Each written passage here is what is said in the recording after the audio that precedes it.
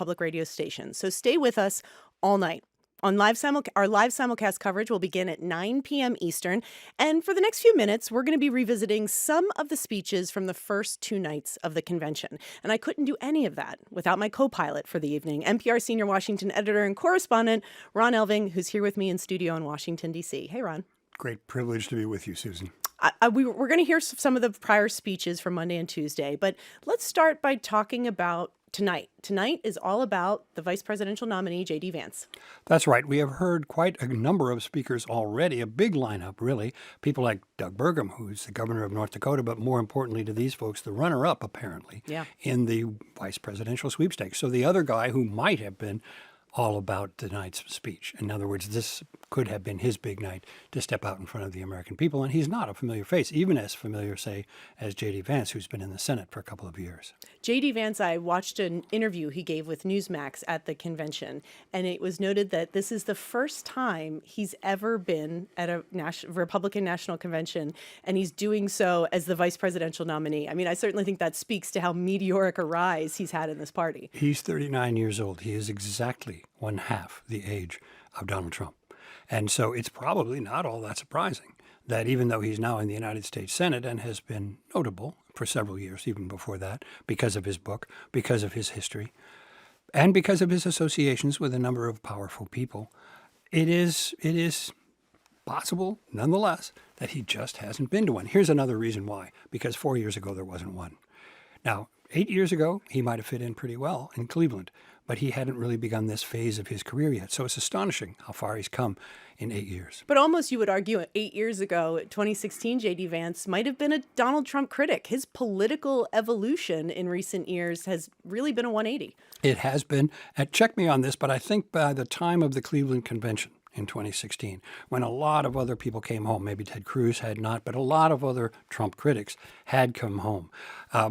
I think by the time we got to the convention in Cleveland, it was in Ohio. And I think by then J.D. Vance had more or less joined in the chorus of people saying Donald Trump is our nominee and we got to get behind him. But the things he had said about him in the previous months, things like, I don't know if he's cultural heroine or America's Hitler, things like that, just in let's make it clear, just in private communications with individuals that he hasn't really tried to renounce, only to say, I don't believe any of that anymore. That was casual conversation with a former roommate.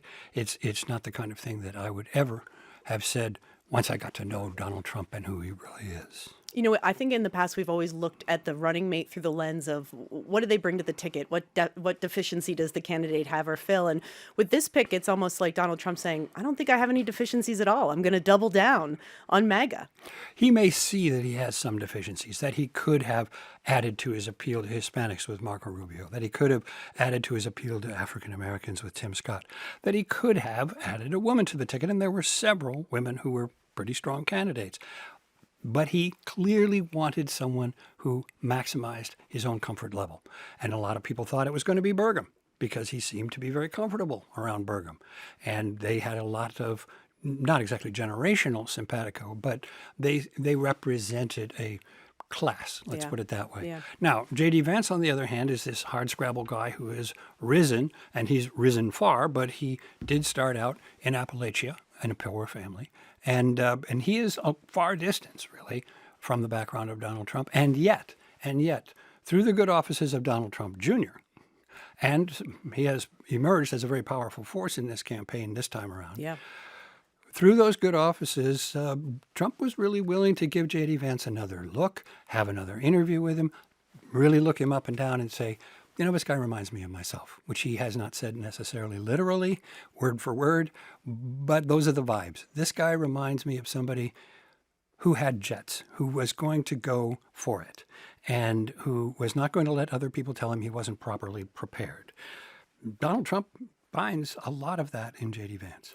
The theme of the evening, we should note, is about foreign policy, and that is particularly where J.D. Vance has really carved out a niche in the Senate. He has been one of the loudest America First voices and one of the biggest skeptics of U.S. intervention in Ukraine. It does mark a new chapter in the Republican Party for how they view foreign policy. Yes, when you consider how strong the Senate Republican leader, Mitch McConnell, has been as a supporter of Ukraine and the Zelensky government, then it is kind of stunning that the person who is representing the United States Senate Republican Party at this convention is at the opposite side of that spectrum. And was booed at this convention. That is when Mitch McConnell was booed at this this convention, convention. yeah. I can imagine times in the past when somebody was saying the kinds of things JD Vance is saying about opposing Russia and whether or not we really are making a good choice in this particular case might have been booed by Reagan-era Republicans and Bob Dole-era Republicans, even Bush-era Republicans as late as the second George Bush, George W. Bush. Let's hear from one of those former political rivals, Nikki Haley, who has a very different view on foreign policy. It's one of the issues she ran against Donald Trump unsuccessfully in the Republican primary. She was not scheduled to speak at this convention, and that changed after the assassination attempt against him at that campaign rally in Butler, Pennsylvania. This is part of her speech to the convention last night. Our country is at a critical moment. We have a choice to make. For more than a year, I said a vote for Joe Biden is a vote for President Kamala Harris. After seeing the debate, everyone knows it's true. If we have 4 more years of Biden or a single day of Harris, our country will be badly worse off. For the sake of our nation, we have to go with Donald Trump.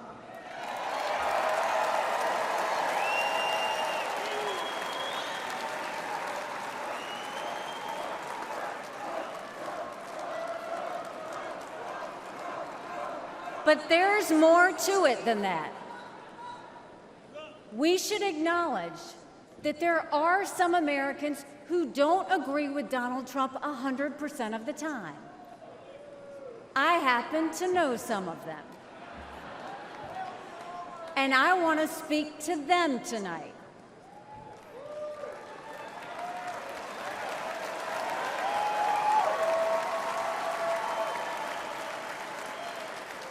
My message to them is simple. You don't have to agree with Trump 100% of the time to vote for him.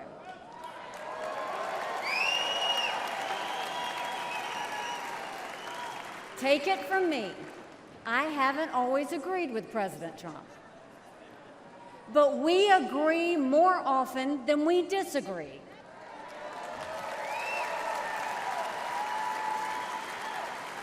We agree on keeping America strong. We agree on keeping America safe. And we agree that Democrats have moved so far to the left that they're putting our freedoms in danger. I'm here tonight because we have a country to save. And a unified Republican Party is essential for saving her.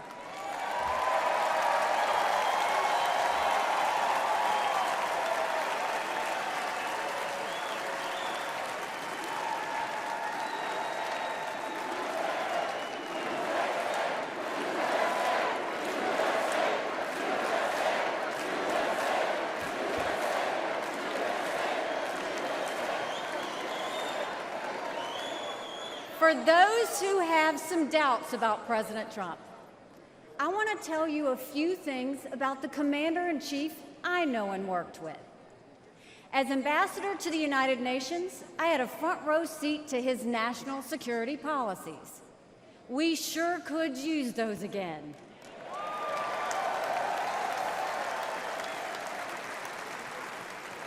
Think about it.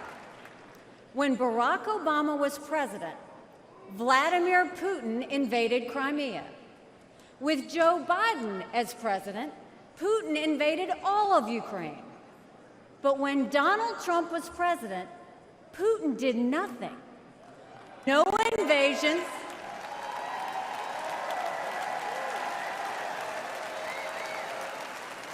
No invasions, no wars. That was no accident. Putin didn't attack Ukraine because he knew Donald Trump was tough. A strong president doesn't start wars. A strong president prevents wars. That was former Republican Governor Nikki Haley of South Carolina speaking at the Republican National Convention last night. And Ron, it seemed pretty clear that she was motivated to come there and deliver a message of unity, frankly, because of the assassination attempt against Donald Trump. That's what the scheduling tells us. Also, it's a little hard to imagine her, and having heard that speech now 2 or 3 times, it's a little hard to imagine it fitting in with the rest of this convention, had it not been for that unity movement that sprang up after the assassination attempt. There was some talk for 24 hours of how this was going to be a big pivot, and that the Trump forces were going to be much more big tent. They were going to appeal to the nation's inherent sense of national unity, and that there would be very little Biden bashing, and that there would be very little Democrat bashing, that sort of pledge. There were skeptics even at the time that was being said, and that really has not been the script at all for this convention. Although, to be fair, conventions aren't necessarily about unifying message. Conventions are about the party, about the base, about red meat. So it's typical to form in a lot of ways. And certainly this convention has been about unity for this party. Absolutely. And that was job one, and that's why Haley was up there. Not only because it made her more willing to come, but it made Donald Trump more willing to have her. But if you listen to that speech, the more times you listen to it, the harder it is to imagine it fitting in with the rest of the program that we've heard the first 2 nights, 3 nights now almost. I think it's interesting to me, too, because even after it was clear that Donald Trump was going to be the nominee, which quite frankly was early on in the Republican primary process, the primaries continued to play out. And Nikki Haley was still getting double-digit support in a lot of these states. There's been a lot of focus on the uncommitted movement or third-party votes against Biden in the Democratic primary. But Donald Trump did see a lot of resistance to his candidacy in this primary. And it still remains to be seen if those sort of traditional old-school Republicans, the ones that might be a little freaked out about JD Vance's foreign policy views, are ultimately going to come home in November when it really matters, which is the voters. Interesting question. We were throwing around the figure of roughly 20% of Republicans who would have been happier to see Kamala Harris either as the nominee, or maybe not that many who really wanted her to be the nominee, but they wanted to have some sort of protest of the Trump nomination, something like roughly 20%. And they were consolidating around Nikki Haley because she was the only game left in town.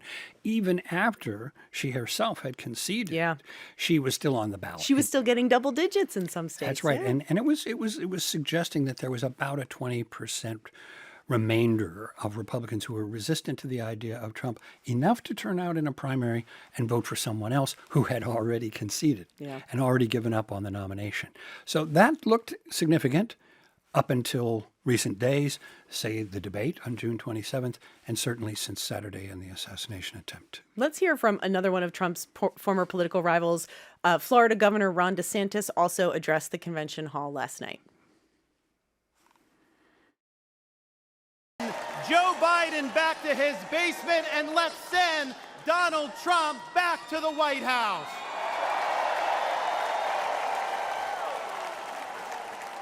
Life was more affordable when Donald Trump was president. Our border was safer under the Trump administration, and our country was respected when Donald Trump was our commander-in-chief. Joe Biden has failed this nation. As a veteran, I was appalled when 13 of our service members were killed in Afghanistan due to Joe Biden's dereliction of duty. As a citizen, as a husband, and as a father, I am alarmed that the current president of the United States lacks the capability to discharge the duties of his office. Our enemies do not confine their designs to between 10 a.m. and 4 p.m. We need a commander-in-chief who can lead 24 hours a day and 7 days a week.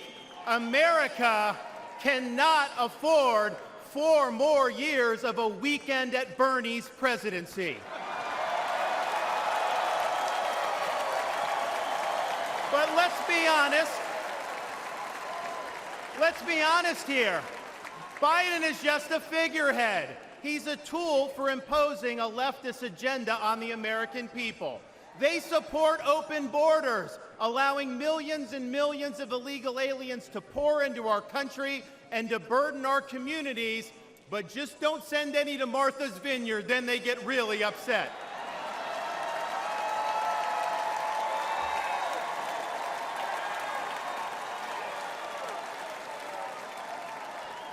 They have unleashed progressive prosecutors across our nation who care more about coddling criminals than about protecting their own communities. They use the unelected bureaucracy to impose their will on us without our consent, and they weaponize political power to target their political opponents like they've done to our own nominee. They want to ban gas automobiles, eliminate Second Amendment rights, and impose gender ideology on everyone from our infantrymen to kindergartners. They stand for DEI, which really means division, exclusion, and indoctrination, and it is wrong.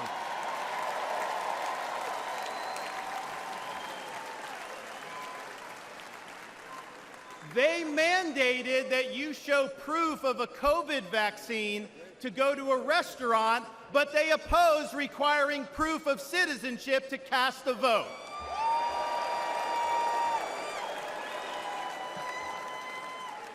They can't even define what a woman is. Now, Donald Trump stands in their way, and he stands up for America. Donald Trump has been demonized, he's been sued, he's been prosecuted, and he nearly lost his life. We cannot let him down, and we cannot let America down.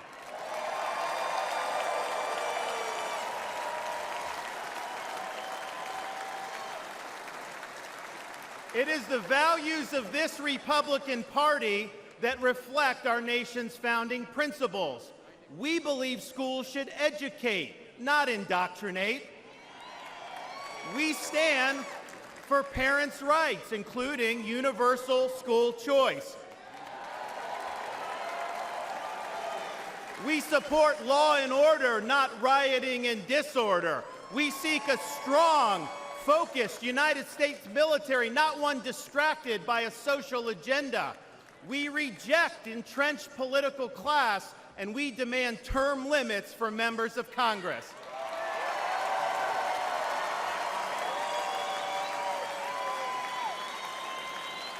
We stand for fiscal sanity, for low taxes, and for reduced debt.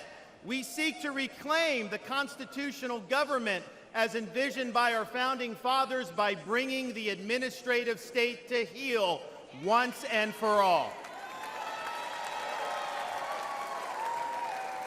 We believe that you must be a citizen in order to vote, and that photo ID should be required before casting a ballot.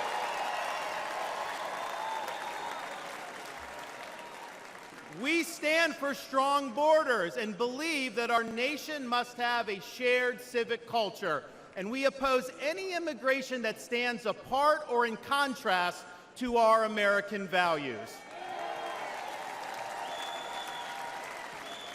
We believe in the principles articulated in the Declaration of Independence that our rights come not from the generosity of the state, but from the hand of the Almighty, including the right to life, liberty, and the pursuit of happiness.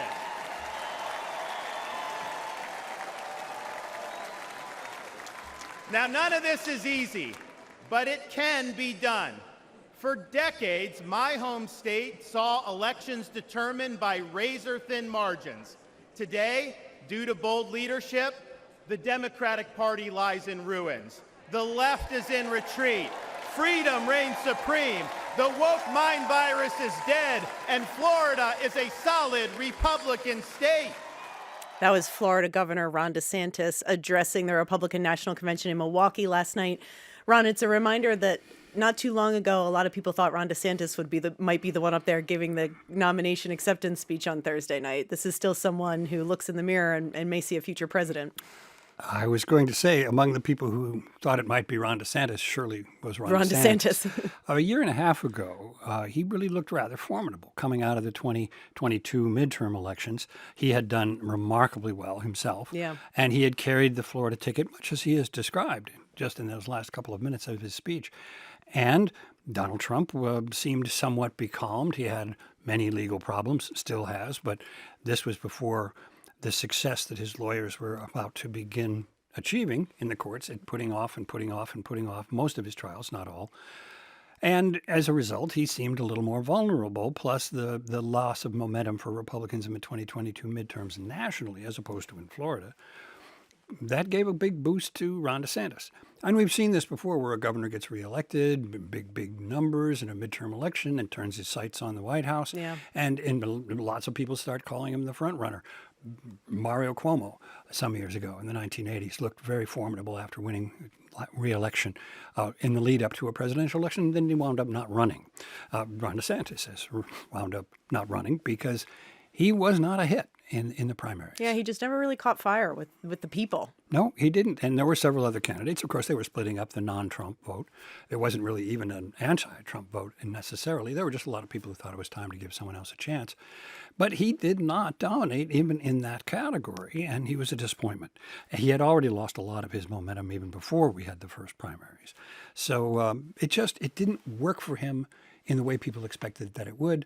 And who knows, maybe in 2028, the atmosphere will be quite different and he will still be looking very successful, and as a governor of Florida at least, and that he might have some of that fire that he had in this speech last night. One of the things that has been really notable in the first couple nights of this convention is the level of confidence people have about Donald Trump winning in November, not just from the speakers on the stage, but our correspondents there in the hall talking to delegates. They speak of it as not only as if it's an inevitable, but that it could be a landslide, that there is a red tsunami coming. And it strikes me because so often campaigns don't like to look too confident, right? You want to keep a sense of urgency. You got to show up to vote. But they're projecting a level of confidence I'm not sure I've seen from a presidential campaign in quite a while. The only thing I could compare it to would be the first presidential nominating convention on the Republican side that I attended in 1984, where Ronald Reagan was on his way to a 49-state landslide. There had been 49 state landslides before Richard Nixon had one, but they didn't develop as early and look as certain as Ronald Reagan's in 1984. That convention in Dallas was highly confident. And among the old delegates and among the youngest delegates, there was a sense that there was no way that Ronald Reagan was not going to be reelected. You may remember the Morning in America campaign, famous campaign slogan, worked very well. And of course, he did wind up just absolutely winning everything in sight, in essence, 49 states. Came pretty close in the 50th.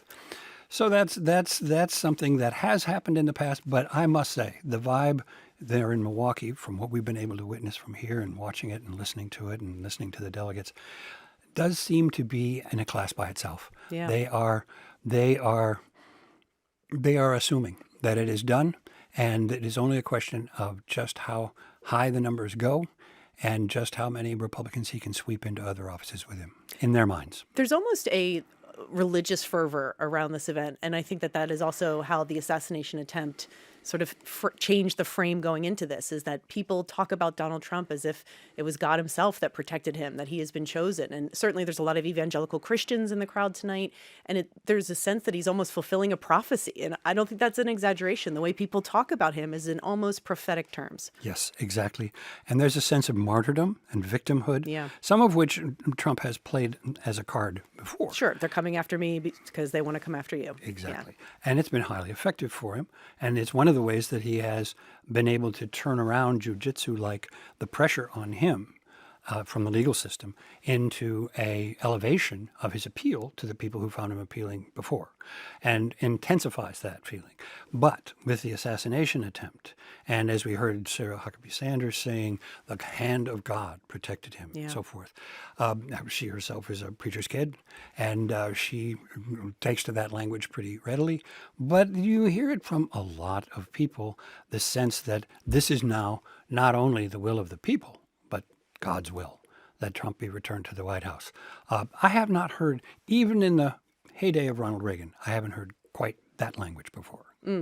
Well, Ron Elving, NPR senior Washington editor and correspondent, thank you for being here with me, and you'll be by my side all night long as we go live at 9 p.m. We're going to take a short break. We're going to be right back at 9 p.m. Eastern to bring you live special coverage of the Republican National Convention in Milwaukee, Wisconsin. So don't go anywhere.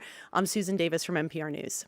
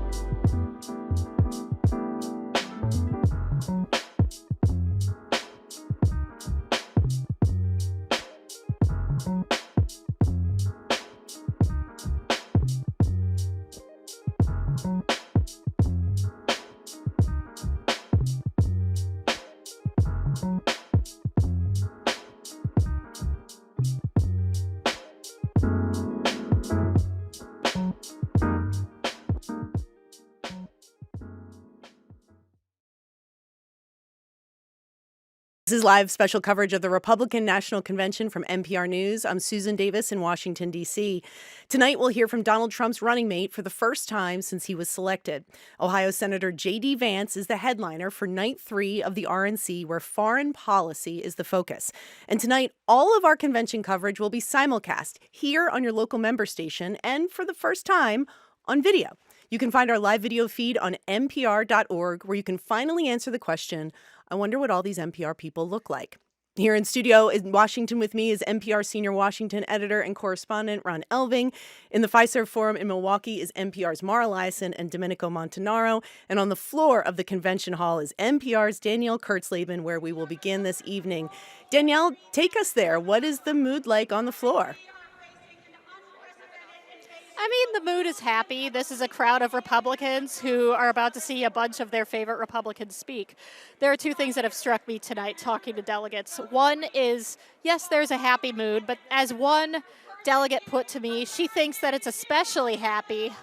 You can hear Kimberly Guilfoyle talking behind me, but she thinks it's especially happy because of the assassination attempt that Donald Trump survived. As she put it, things could have been so much worse, and they aren't, and everybody is just especially happy. Now, beyond that, I've really been struck by the number of people who have talked to me about unity, not just as a party, but as a country.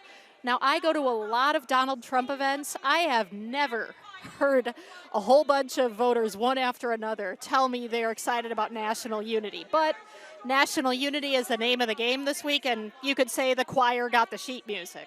Danielle, we should note that you were at the campaign rally in Butler, Pennsylvania, when there was assassination attempt at Donald Trump. And Ron and I were speaking about how that event right before the convention has contributed to almost a religiosity fervor around Donald Trump in this convention, that he was chosen, that he was protected. And you hear that talking to the people there.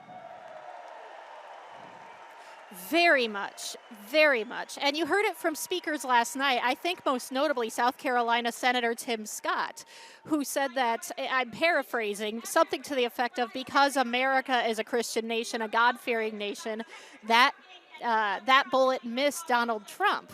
Now, that does raise a lot of questions because, of course, bullets struck a few Trump supporters and killed one. So that might cause you to ask, did God guide those bullets? But that is not a question that is being asked here. The name of the game is, of course, talking about Donald Trump. And very much, you have a lot of, especially evangelical Christians here, who do thank God for Donald Trump's survival. What are you listening for tonight, Danielle? What, especially from the speeches of JD Vance and his wife, and we should note Donald Trump's son, Donald Trump Jr., is going to be speaking this evening. I mean, to me, first and foremost, I'm curious about how MAGA the speeches are. I mean, at a time when this this convention is so much about unity. That is what the party has said. I am very curious how much anger versus how much hope, positivity the speakers try to put out there. So I think that is definitely number one. Beyond that, tonight the theme of the night is Make America Strong Again. So there's a lot of talking about veterans, a lot of talking about foreign policy. So I'm very curious to what degree actual foreign policy comes into this. There have been signs here, people holding up saying that Donald Trump will end the war in Ukraine. The question, of course, is how. So I'm curious how in-depth anybody gets on any foreign policy. Yeah, I'd be curious to hear if you went in talking naturally to delegates if foreign policy is something they come up with. Because traditionally, foreign policy has not been a big driver of how Americans make their domestic election decisions. That is very true. I think the real point of tonight, as in that slogan, Make America Strong Again, well, a big narrative of this campaign is strength versus weakness, is talking about Donald Trump as strong and Joe Biden as weak. And they talk about that on a lot of levels, very especially about on a level of how vital and awake the two candidates are, I suppose, given that Donald Trump calls Joe Biden Sleepy Joe.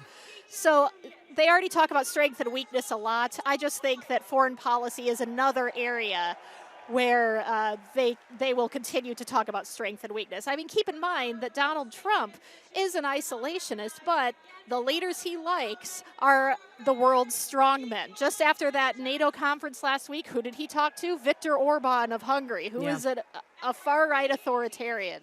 Those are the guys he likes, so I'm also curious if that comes up to any degree. All right, Danielle, you're going to be on the floor all evening. We'll be talking to you in a bit, but I want to go up now to the NPR booth where Mara Liasson and Domenico Montanaro have been watching the evening proceedings. And Domenico, I want to start with you because tonight is JD Vance's night. For a lot of Americans in this country, it's the first time they're going to have an introduction to who he is. And for someone that's only been in elected office for a little under 2 years, a lot of people don't know a lot about him. What do you think people should know about JD Vance going into this speech? Well, first of all, he is very close with Donald Trump Jr., who seems to have his dad's ear. He was somebody who advocated for JD Vance to be on this ticket. He's only been in the Senate a short time, as you mentioned. He graduated from Ohio State in 2009, graduated from Yale Law School in 2013, where he met his wife, Usha, and started a venture capital firm, then ran for the Senate.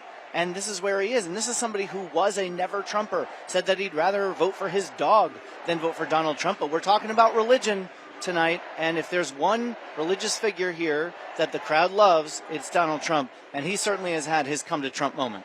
Domenico, he made a remarkable comment in an interview with Newsmax at the convention. JD Vance said this is the first time he's ever been to a Republican National Convention, and he's doing so as the vice presidential nominee. I mean, that marks how meteoric a rise it is.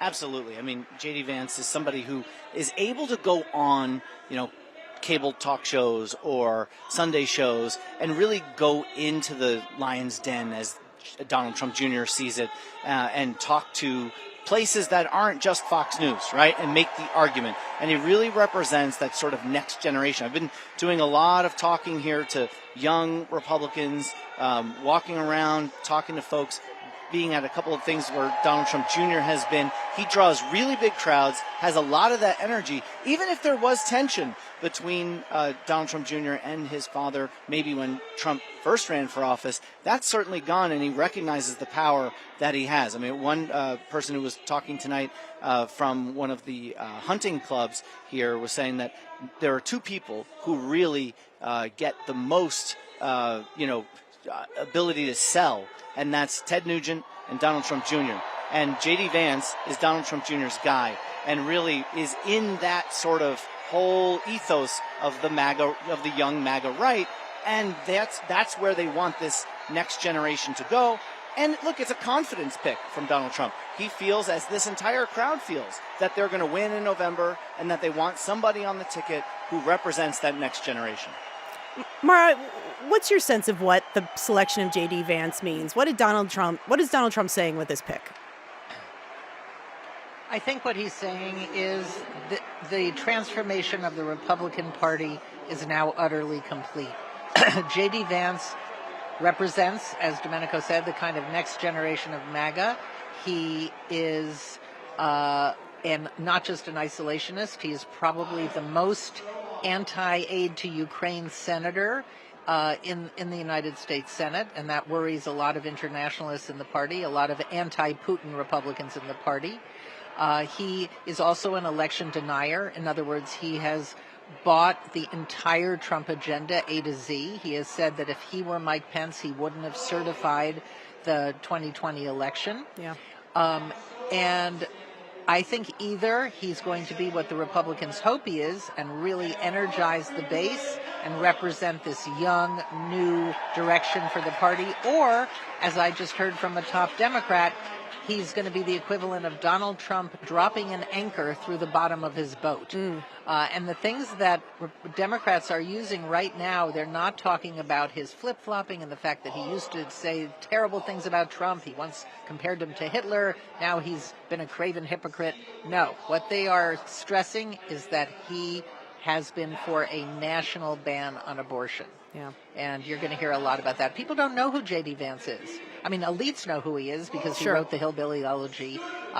But the American public is going to learn a lot about who he is in the next couple of days. Mara, do you see his young age and relative inexperience as a possible net negative, or is because age has been such a focus of this race, are people just excited to see new faces? I think people will be excited to see new faces, but I also think that, and we've said this before, Donald Trump is such an overwhelming figure that who his vice presidential candidate is less important than it might otherwise have been. It's his party, and JD Vance doubles down on his brand. He doesn't necessarily expand it. But I don't think that his inexperience is going to be held against him. One thing about him is he looks like a member of he looks like he could be a third son. He's got the same close-cropped beard as Donald Trump's son. He became very good friends with Donald Trump Jr., as Domenico just said. That was kind of his entree into the inner sanctum of Trump world. And he's only been in the Senate for 18 months, but a lot of his colleagues felt that he used every minute of that time to get onto a presidential ticket. You know, Mitt Romney famously told his biographer that J.D. Vance was the senator that he least respected because he felt that he was just, a kind of political, ambitious animal with no principles. Well, he's down for the fight, right? I mean, that's what he's there for. He's down for the fight. That's what really Trump wants. And generally speaking, a vice presidential pick can be the attack dog, right? Instead of having the president have to be the one who makes all of those attacks, if Trump wants to do what he says he's supposedly, if he says he's going to supposedly do what he said that he's going to do, which is tear up his speech, not become have one that's fuzzy. so negative, and have one that speaks of unity. Well, he could do that in theory, and have JD Vance be the guy who's out there pushing pretty hard. I also think you're right that he's not going to be the same kind of risky pick as maybe Sarah Palin was for John McCain, even though we're talking about relatively similar situation with an older potential president and a very young, very inexperienced vice presidential pick who got a ton of scrutiny, who then kind of wilted in the spotlight, and that really hurt John McCain's ticket. That's likely not to be the case with JD Vance because he's had so much, and he's had so much experience in being on the airwaves. He's on TV all the time. Trump likes that. Yeah, absolutely. I'd love to get a sense from both of you about where we are in this presidential race right now, because as we were hearing from Danielle and others, there's a certain feeling of inevitability among people on the stage and delegates there, like a landslide's coming, Trump's got this in the bag. But obviously this is a race in tumult as an understatement, but I'd love to hear from both of you. Step back outside of the halls in Milwaukee. What is the status of this presidential race? The status of this presidential race is that it was close, but Biden was trailing before the debate. Since the debate, Trump has opened up a much more substantial lead, and every single poll we look at seems to get worse. We now have the new AP poll that showed 72% of Democrats think that Biden should step aside, including large numbers of African American women and Hispanics. We know that Hakeem Jeffries has talked to Biden individually, so has Chuck Schumer. We expect that maybe Nancy Pelosi is next. More and more leading Democrats are making the argument to Biden, we love you, we think you've been a great president, but you cannot win, and you cannot beat Donald Trump. And that is one of the things that Biden has said would cause him to step aside, if he was convinced that he couldn't win. So we're watching that happen. We're watching the kind of implosion of the Biden candidacy happen in real time, with tremendous anguish among Democrats who see it all slipping away, and especially since the failed assassination attempt, which turned Trump into a literal martyr, not just the martyr and victim that he had been identifying himself as. And the Democrats' story is unfolding, hour by hour. Well, it's probably the worst stretch for any presidential candidate that we can remember in American history, in modern times. Since television was invented. Yeah. I mean, if you think about the fact that Joe Biden was slightly behind in the swing states, right? Because when we look at national, we're only right? talking about the battleground. That's right. Obviously, like our latest NPR PBS NewsHour Marist poll showed Biden in the lead by 2 points, which seems has this cognitive dissonance because of what about these swing states? Well, the swing states are slightly more conservative, you have to remember, than the country at large, because Democrats' votes are not spread out enough. You have 1 in 5 Democratic votes come from California and New York. Yes. And you can't win with that because you have to be able to win in those 7 battleground states. But let's point something out. This is so basic. It's like, Civics 101. We don't elect our presidents by popular vote. Right. Yeah. And it doesn't matter if Democrats get 7 or 8 million more votes. They have to win in a minoritarian institution called the Electoral College, which favors low population rural states where Republican voters are sprinkled efficiently throughout the heartland, and the Electoral College, because it's a minoritarian institution, favors real estate over people. And the Republican Party is a minority party that holds power because of these minoritarian institutions. And this is something, I don't know where this takes us in the future, but it's a problem.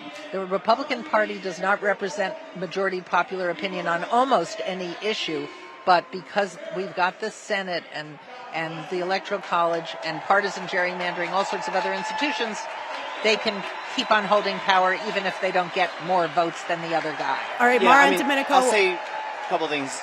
Oh, go ahead. Mara and Domenico, I'm going to leave it with you there because I want to come into studio with Ron Elving, who's been listening to speeches from earlier in this evening, and you just heard Mara and Domenico's take on the state of the race right now. It certainly does seem like Joe Biden is a president on the ropes right now.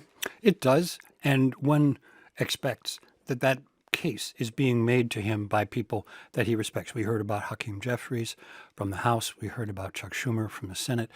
There's a question mark because there is a generation gap between Biden and those men. I mean, especially with Jeffries, but even with Schumer, who didn't come to the Senate until the late 1990s. That's recently for Joe Biden, who came in 1972. So he isn't necessarily going to feel disciplined by those men. Yeah. He's not necessarily going to feel as though he's been given a word from on high. Not that that should ever be the last thing a president thinks about, but these are his leaders in the House and Senate who need to have enough seats to hold on to some modicum of guardrail, if you will, for another Trump presidency. So this is enormously important to Biden, should be, but he has it in his mind that his challenge is to persevere, that he needs to hang on, that he needs to be tough, that he can't quit. I think that's a word that deeply offends him, and that he is the only person he knows can beat Donald Trump. At the same time, you have Tony Fabrizio, who's Donald Trump's pollster. He reportedly was speaking to the Florida delegation at the convention yesterday morning and said that they think new states are being put on the map. They think Minnesota could be in play. Virginia could be in play. It does speak to how volatile this race seems at this late stage. That's right, because everything is running in one direction right now. Yeah. The Republican Party has a candidate who is appearing stronger than ever because of his defiance of a bullet, and you have great unity. It's hard to think of an analogy for the unity that is just radiating from this group in Milwaukee. On the other hand, you have the Democrats who have a candidate who has COVID, and it's almost a relief that he has COVID because then people aren't holding their breath every time he talks. And no one can forget June 27th and some of the things that he has said since. And we mentioned the polls. With all of that, the Democrats are trying desperately to figure out some way to change candidates and to persuade the man who is their candidate to step aside to make that possible. How could you look more divided than that? Yeah. Well, we're going to hear more about President Biden and his condition. As you noted, he has tested positive for COVID. We'll be talking about that shortly with NPR White House correspondent Tamara Keith.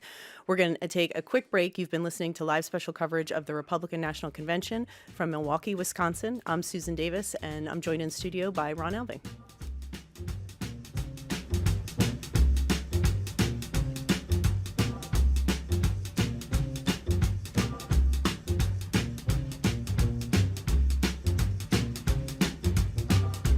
You're listening to special coverage from NPR News.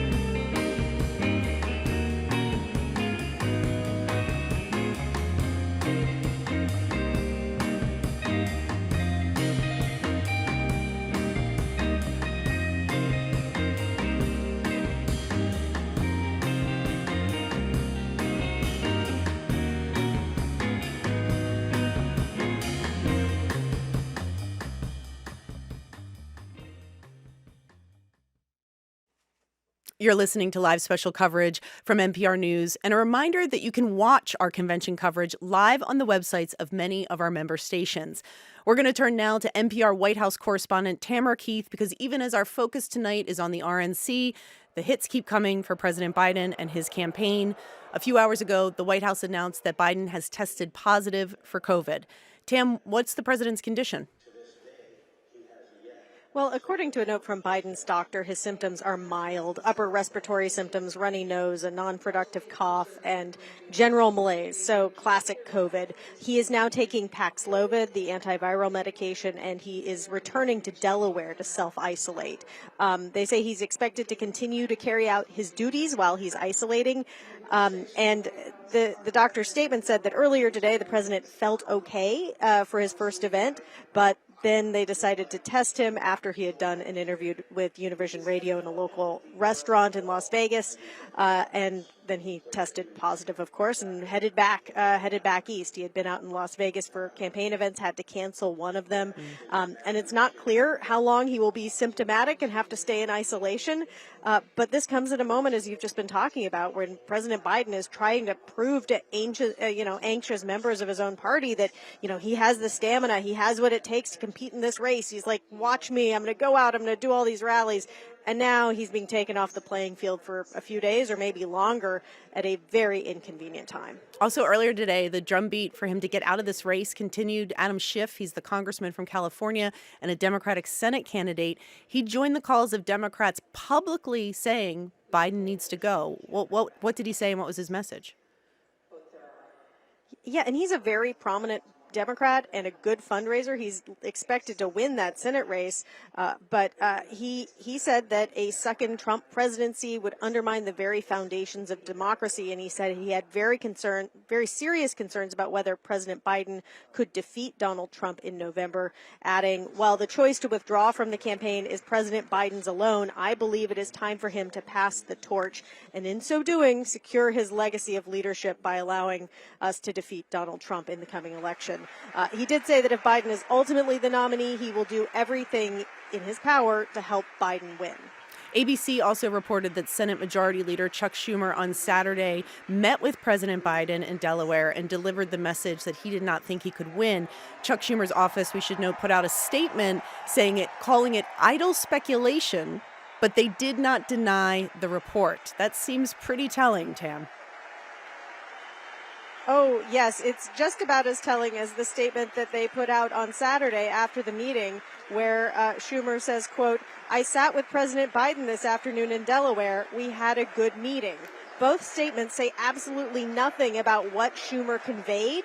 And if he had been telling Biden to stay in the race and fight on, you'd expect him to just say it. Yeah. But these statements said almost nothing and were anything but effusive. I will say we have heard back from the campaign. They say if the facts matter, and they should, here is one. President Biden is the Democratic nominee, and he is going to win this in November. Another spokesman, a White House spokesman, said that the president told both leaders that he is the nominee of the party and he plans to win, and he looks forward to working with them on the first 100 days of his agenda for his next term. Yet at the same time, there's also a pressure campaign at the DNC, the Democratic National Convention, which is planning for its convention a couple weeks away, trying to slow down an effort to quickly nominate Joe Biden. What is the DNC planning now? Right. So this is a remarkable thing. They are trying to plan a party convention which is supposed to project unity at this moment of maximum uncertainty and maximum conflict within the party. In this particular case, the Democratic National Committee decided in May, so well before the very bad debate that President Biden had last month, they decided that they had to hold an early virtual roll call vote because of some ballot access issues in Ohio. Those issues have largely been resolved, but the party says they still need to move forward with this virtual vote. What that means, it's likely expected to take place sometime between August 1st and August 6th, somewhere in that neighborhood. What that means is that Biden will officially be the Democratic nominee, unless something dramatic happens, long before delegates arrive in Chicago for the convention on August 19th. Biden campaign is also trying to coax JD Vance to commit to a vice presidential debate, but the response from the Trump campaign, they were having a little fun with it. Oh, it was a super trolly response. So essentially what happened here is Vice President Harris accepted 3 different dates to possibly debate Monday, August 12th, Tuesday, August 13th, or Tuesday, July 23rd. Those are obviously all very soon. And she also called and spoke with Vance. Now a senior advisor for the Trump campaign, Brian Hughes, is out with a statement saying, we don't know who the Democratic nominee for vice president is going to be, so we can't lock in a date before their convention. To do so would be unfair to Gavin Newsom, J.B. Pritzker, Gretchen Whitmer, and whoever Kamala Harris picks as her running mate. So really poking fun at the troubles that the Biden camp is in. Tam, you've been reporting on the ground game in Wisconsin, as we have said many times, very critical to the path to victory for either Donald Trump or Joe Biden. What does the Biden campaign look like on the ground? Because as you've noted before, they still argue they're going to run a better ground campaign. Well, I was out today with an 81-year-old Biden campaign volunteer knocking on doors. It was sort of a mixed bag in terms of what he was hearing from voters. But I asked him, are people stressed out? And he said, well, my wife is really stressed about what's going on with Biden. And my friends are stressed, but I'm just knocking on doors and doing what I'm going to do.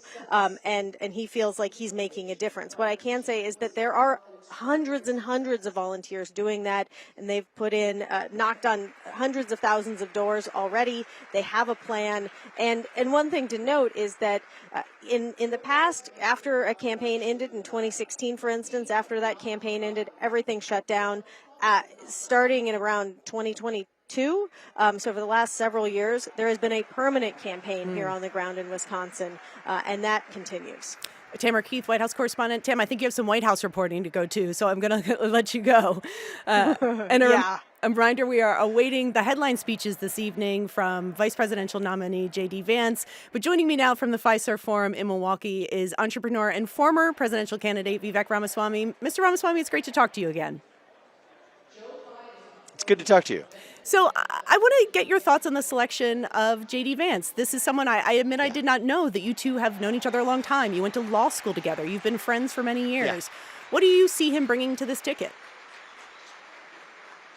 Yeah, look, my perspective on JD is far beyond the political one.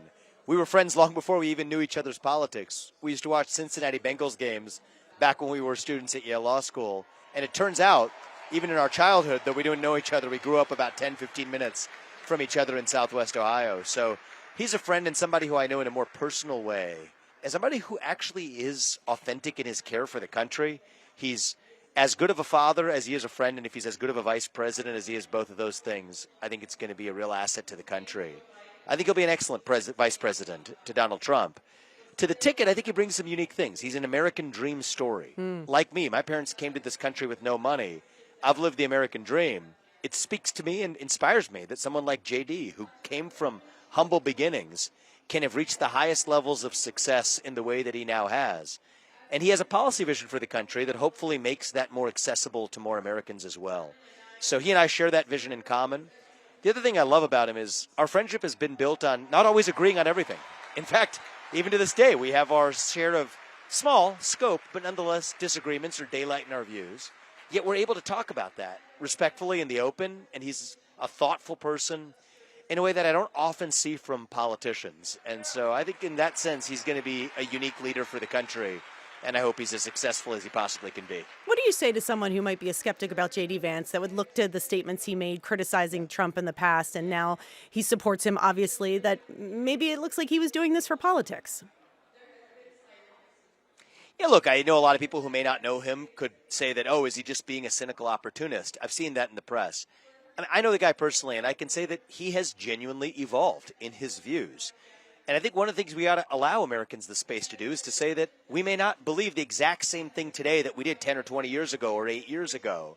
And in JD's case, I think that makes him a particularly well-suited messenger for bringing in new voters to vote for Donald Trump. Yeah. We need people who didn't vote for Trump in 2016 and didn't vote for him in 2020 to come around this time around. And I think JD is uniquely suited to say, I didn't vote for him either in 2016 from JD's perspective, but to use that to actually bring other voters along. So I actually think that perceived negative could be turned into a real positive. And I think authenticity is the key all the way. He's an authentic person. That's one of the things that I think is missing in American politics. We need more energetic people, smart people, people who have a clear-eyed view of ideology, of what their own ideology is. I don't think there are many people serving in Washington, D.C. who have that right now. JD's one of them.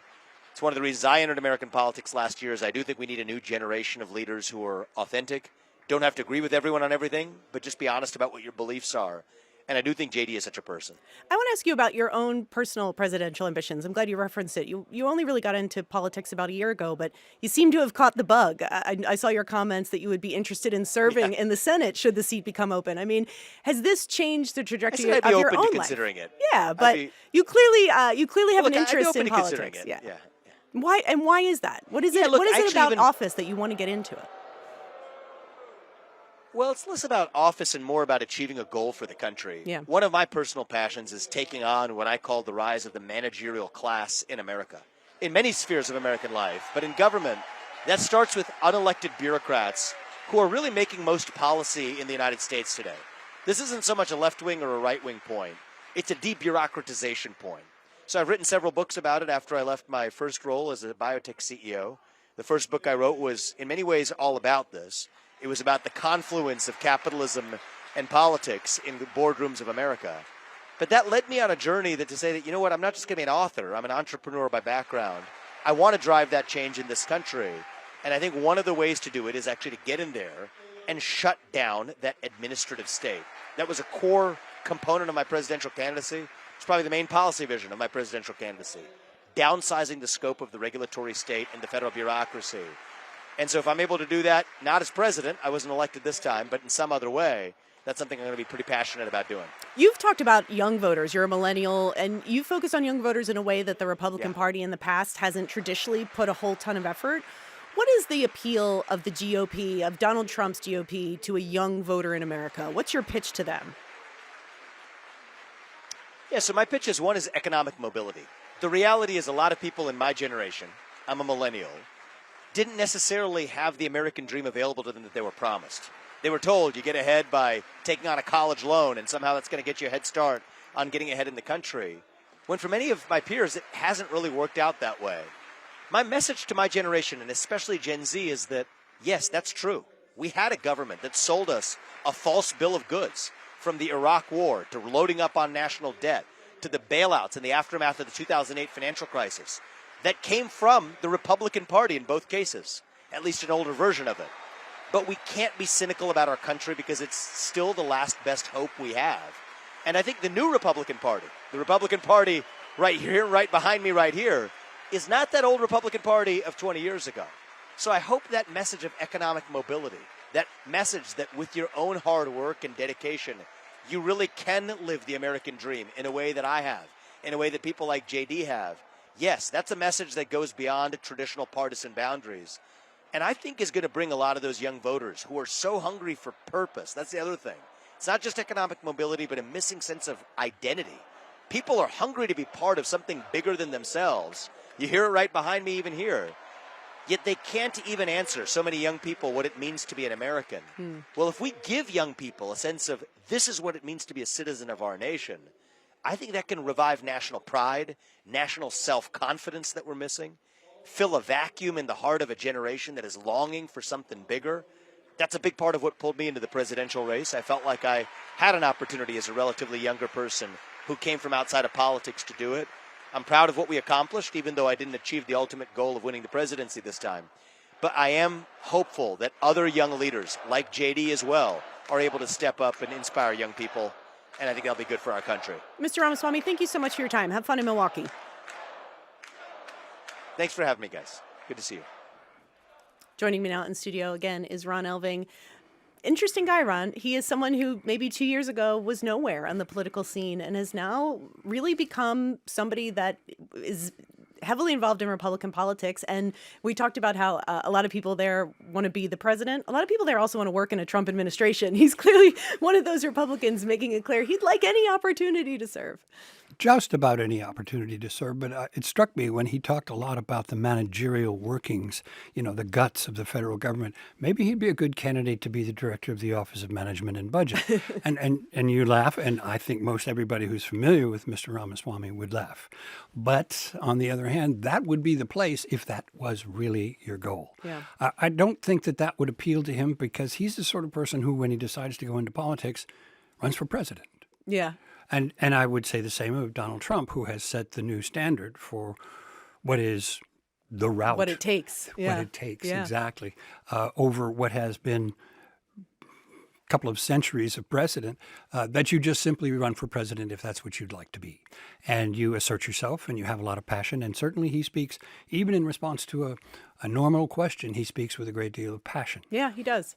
But it probably is going to strike a few Republicans in Ohio, at least, that there might be some other folks in line, that there might be some other people who would have a claim.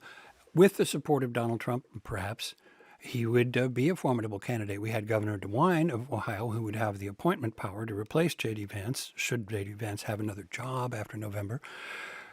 He did not sound like he was right on the verge of naming Vivek Ramaswamy, but he could be a formidable candidate because whoever gets that appointment has to run for the job again in just 2 years and then again in another 4 years because he's replacing somebody in his first 2 years of a 6-year term. Yeah.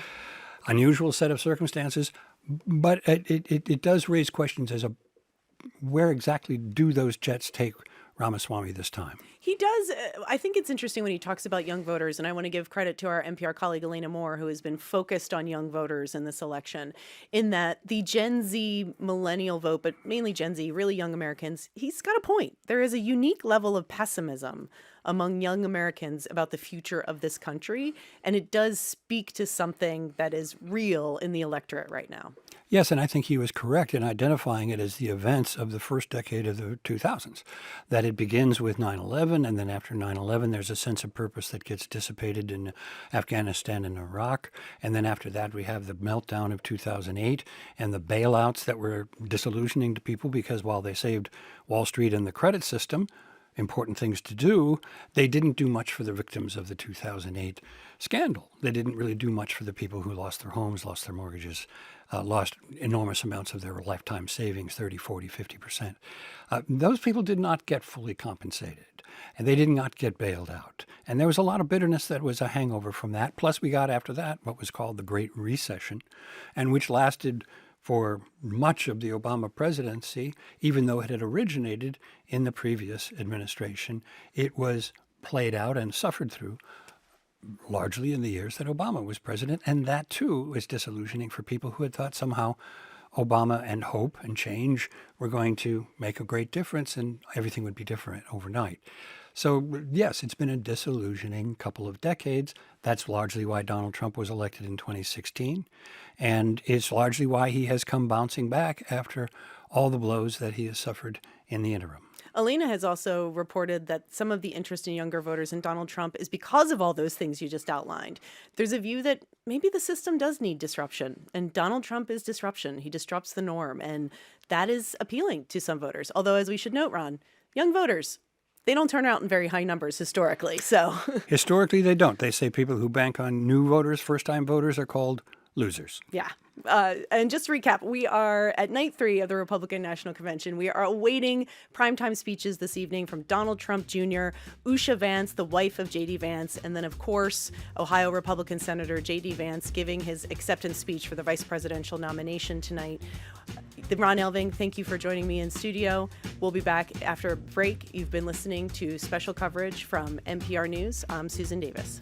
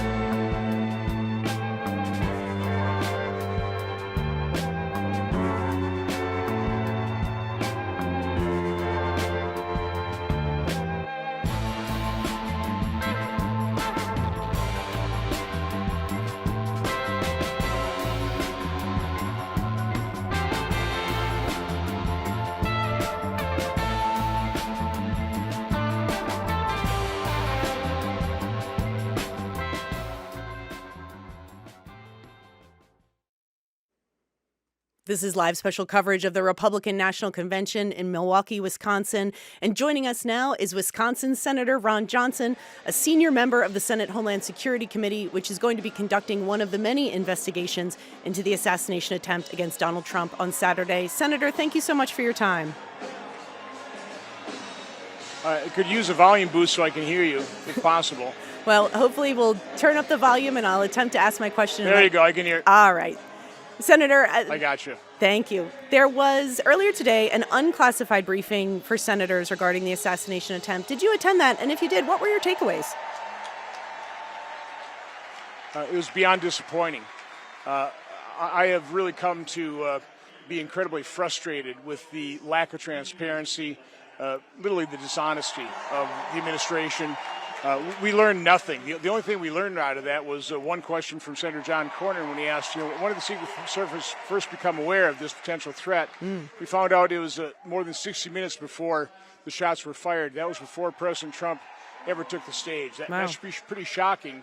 But only 4 senators got to ask a question. The question I wanted to ask is, when did the snipers have the person in view?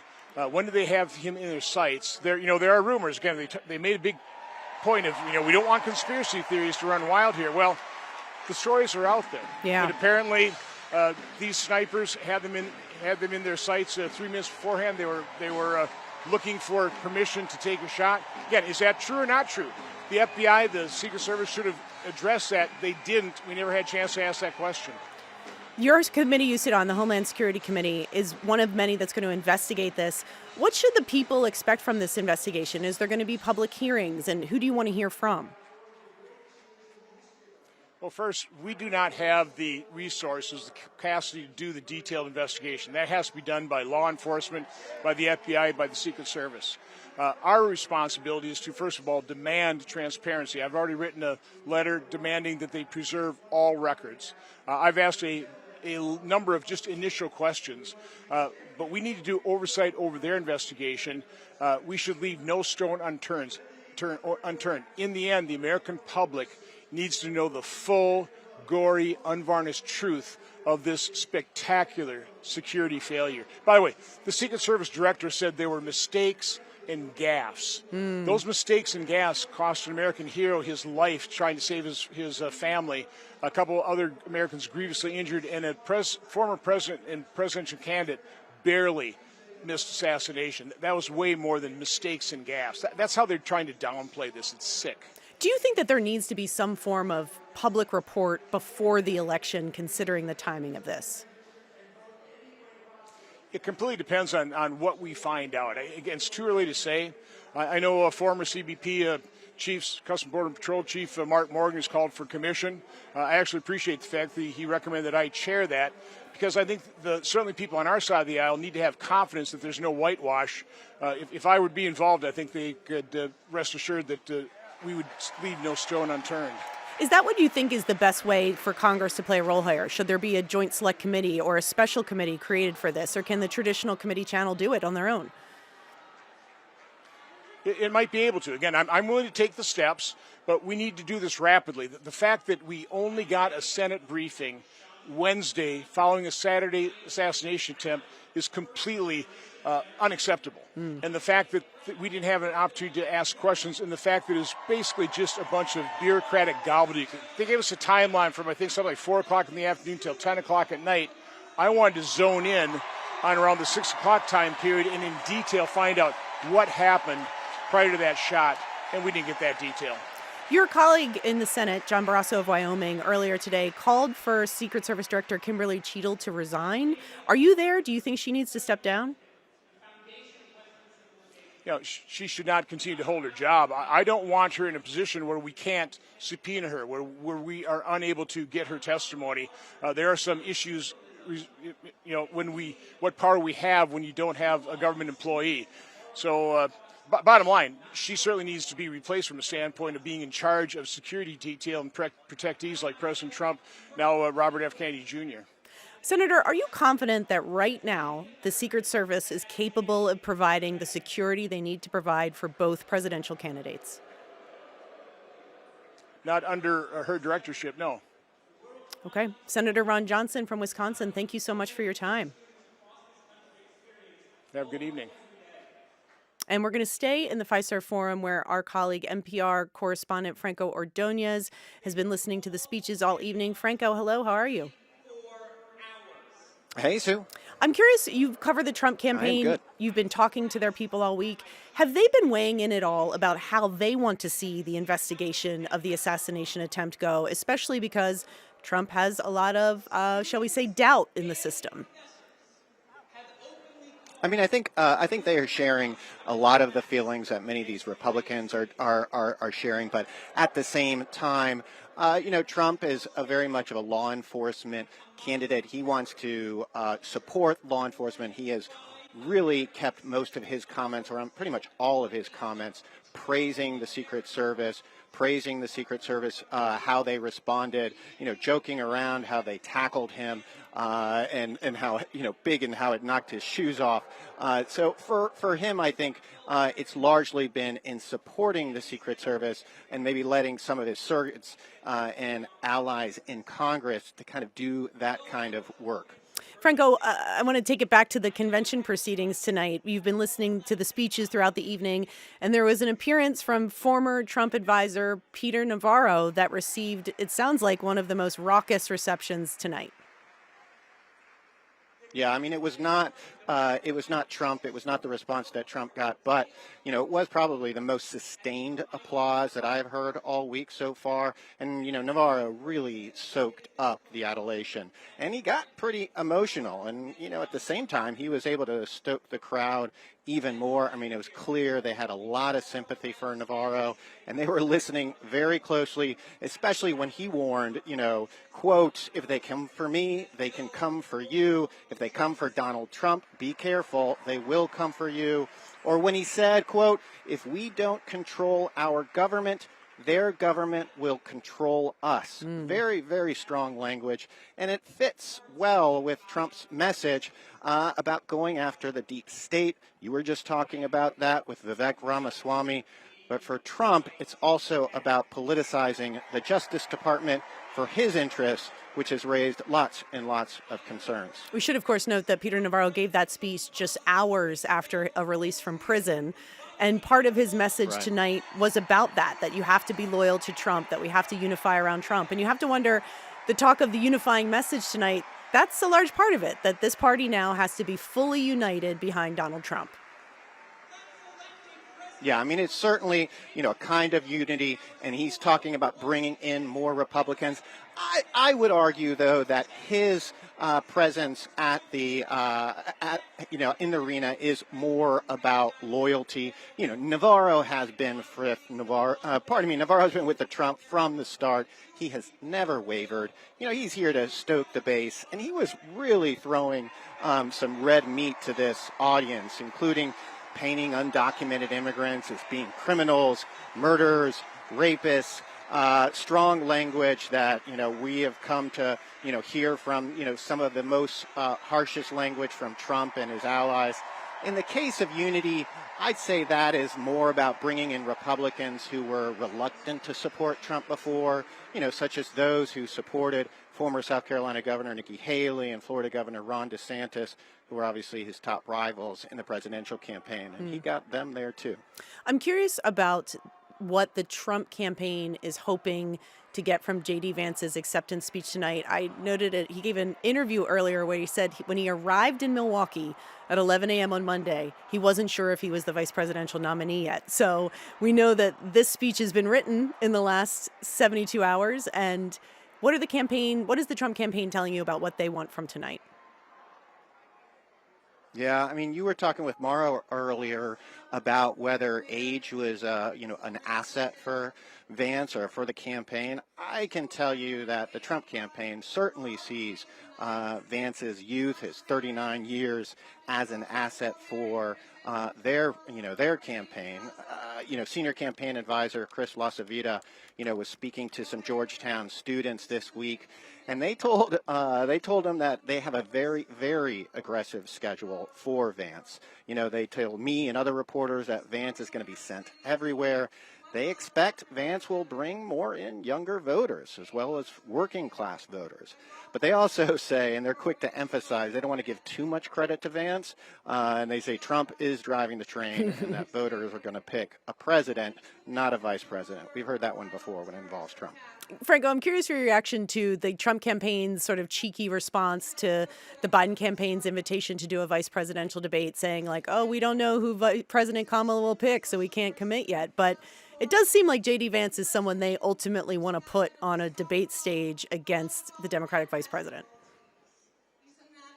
Yeah, they have a lot of confidence in Vance. I think there's no question about that. I mean, I was going through some tape of him debating essentially European leaders when he was in Germany, talking about giving them a warning that they needed a wake-up call. And he was talking about some of the Trump campaign's desire to reduce funding for Ukraine and security in Europe.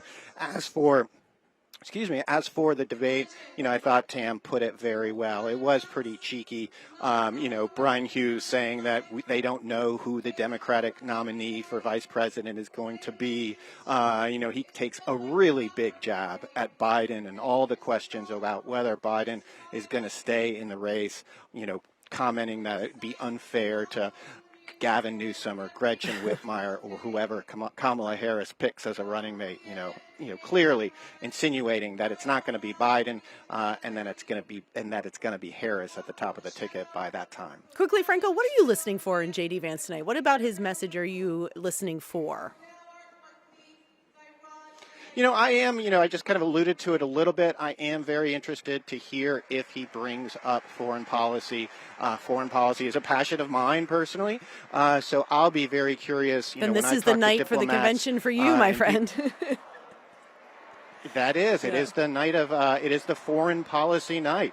So it's very exciting to be here now. And I am very curious whether Vance, kind of digs into this issue. It is, his pick has certainly raised concerns within diplomatic circles. He has talked about opposition for money for Ukraine.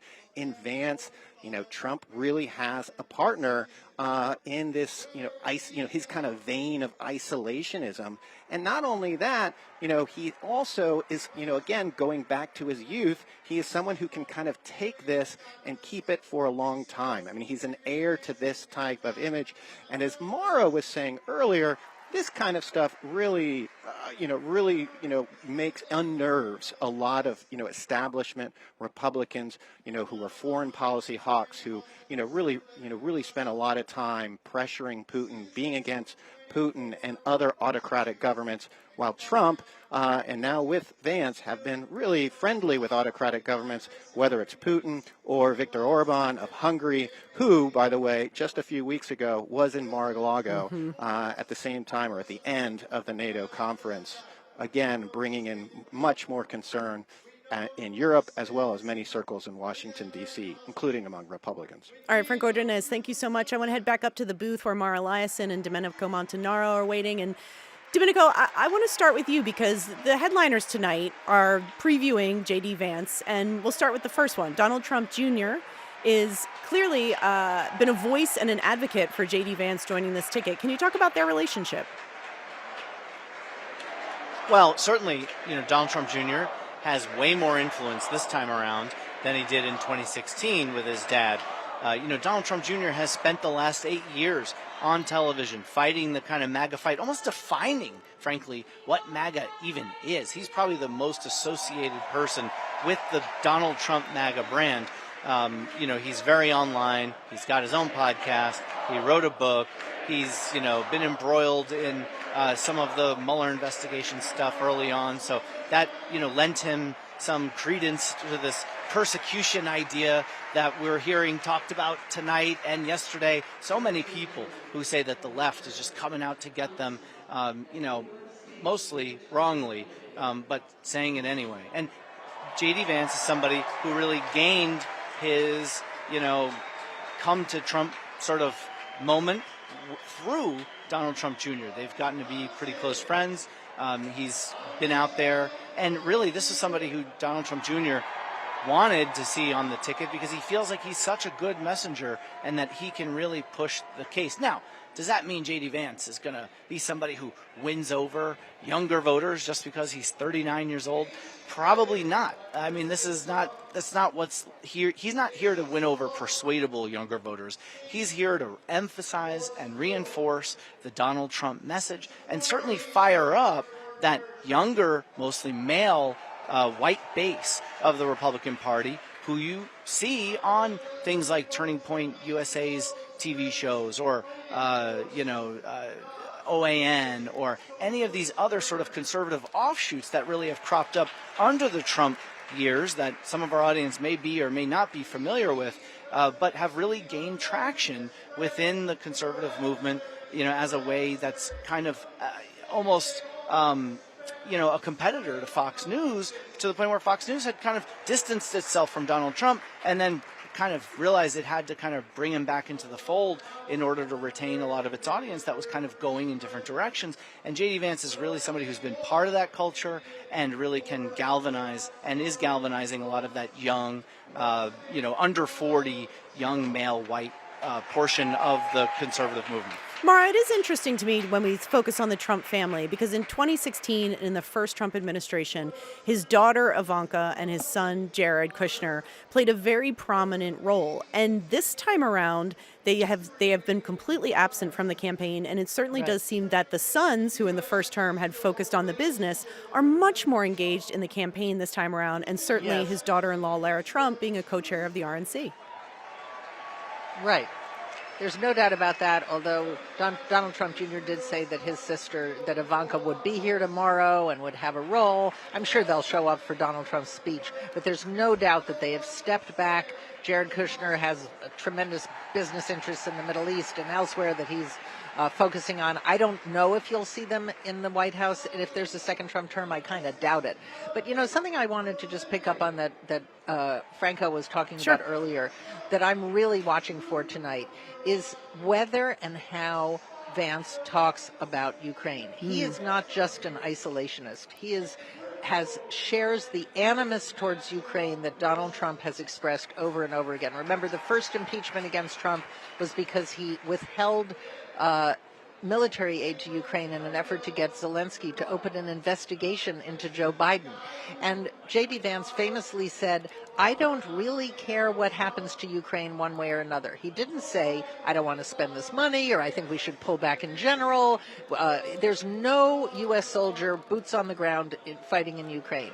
But, I think JD Vance was trying to say he doesn't care about Ukraine. That was a kind of special animus, and I really wonder if that comes up tonight. And he's also friends with, it's not just like the Donald Trump Juniors, but Tucker Carlson, who was the former primetime host on Fox News, who was sort of outcast from Fox all News. Very Putin-sympathetic people. I mean, Tucker Carlson went to and Russia did a very and did this softball interview of Putin. Anyway, so that is where this the conservative movement that's the biggest change that JD Vance represents. I think is that. All right. Well, NATO is on the way out.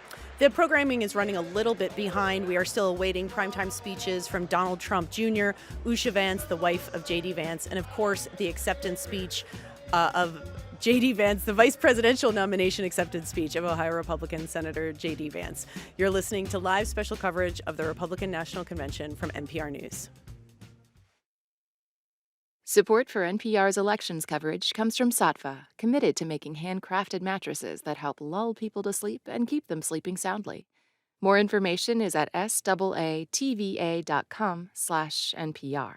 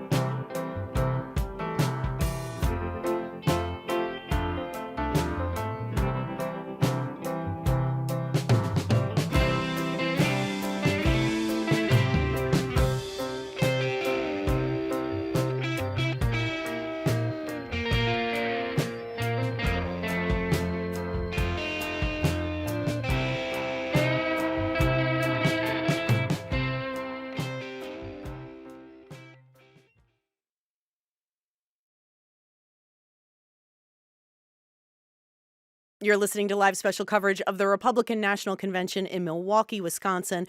We are still awaiting the night's headlining speakers, Donald Trump Jr., Usha Vance, the wife of Senator JD Vance, and of course, vice presidential nominee JD Vance. We will bring you those speeches live when they happen.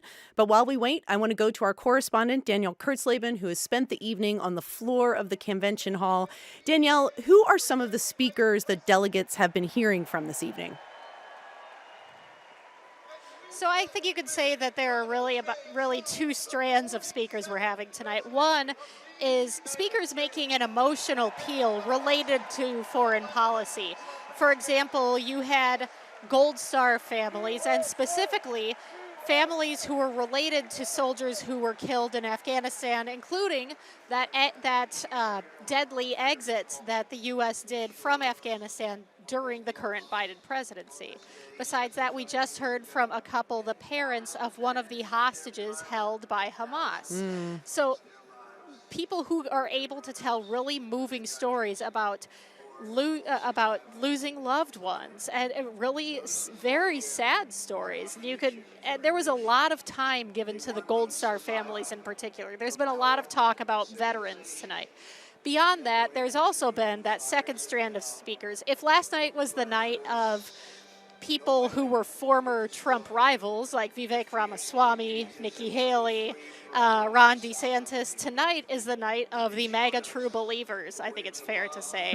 Thus far, we've had Kellyanne Conway, Peter Navarro, both of whom were part of the Trump inner circle during his administration, and also Congress members who are just very close to him or who have been his champion for quite a while. Matt Gaetz from Florida, Anna Paulina Luna, and Monica de la Cruz, for example. I'm curious if you were able to hear her, what Kellyanne Conway's message has been, because she's always sort of been Trump's political campaign whisperer. I mean, Kellyanne Conway was making the MAGA pitch, as she often does, but really trying to broaden it out and say, come on in, everybody. Like, Donald Trump cares about everyday Americans. You should get behind him. I also, Danielle, as an issue that you have reported on extensively, but Kellyanne Conway has also privately counseled many Republicans on how to talk about the issue of abortion access in this election. And she is someone who people go to talk about that issue. And as you've well reported, this is still a very difficult political issue for Republicans to win on. Extremely difficult for them to win on. And this is one thing that I would be surprised if JD Vance got too deep into it tonight, but the Democratic Party is trying to emphasize some of Vance's more extreme positions on abortion in the past. I'm curious how he handles that going forward. This is a topic that Republicans know that they do not poll well on. They know that it was a losing issue for them in 2022, and they know that it could and will be a losing issue for them going forward in many states, certainly not all. It also is an issue where there is some daylight between Donald Trump and JD Vance. Their public statements on this issue, they're not of the same mind. Right. Well, and Donald Trump has also been very, very maybe squishy is the word. He definitely has been very inexact, I think is maybe the way I would put it, in his stances on abortion. He has over and over more recently said, leave it up to the states. And just simply beyond that, refused to take a position. So when he is asked about a national abortion ban, he says, leave it to the states. When he's asked about Project 2025, which could end the mailing of abortion pills, or even further than that, effectively very nearly end abortion nationwide, he also tends to not answer and just say, leave it to the states. So I am also curious, like you seem to be, about how Trump and Vance end up aligning. Now, of course, it would make sense if Vance ends up just echoing what Trump has said. Leave it to the states. All right, Danielle Kurtzleben on the floor of the convention hall. Danielle, we'll come back to you later, but I want to turn in studio to Ron Elving, because I think on the substance of the issues, abortion policy is one that really is still very dominant in the 2024 election and is not what the Republican Party wants to be waging this election about. And it's why we're not hearing much about it this week thus far. Notably so. And there was a moment when one of the speakers said right to life and immediately followed it with liberty and the pursuit of happiness. Yeah. Didn't want to just leave the phrase out there, but it was out there for those who had the proper ears to hear it. There is an effort at the margins here to placate the Right to Life movement, which is not happy about the way that they feel that the platform has been reeled in on this issue. They see the right to life as an absolute, and they're comfortable with calling it an absolute. That if you believe in it, that if you believe that life begins at conception, that you cannot abide having many of the states, multiple states, states with the most Americans in them, California, New York, and so on, allowing abortion under essentially the old Roe versus Wade rules. That is anathema to them, and yet that's where the party is if you say leave it up to the states. It may sound good just to say leave it up to the states, but that results in a great deal of legal abortion. Yeah. So that's anathema to the Right to Life movement. That's not at all what they had in mind. And they thought after Dobbs that they had this licked. And they had many routes to victory, and some of those have been retarded, if not foreclosed. They've at least been slowed down by the objections of courts and also by the objections of voters. States like Ohio, even places like Kansas, where they have gone to the polls and said, we would like some leeway here. We would like to either permit abortion under the old rules, or we would like to see some exceptions, and we would like to see the number of weeks adjusted. We don't want an absolute ban on abortion. And even states that you would have expected to quite possibly go the other way.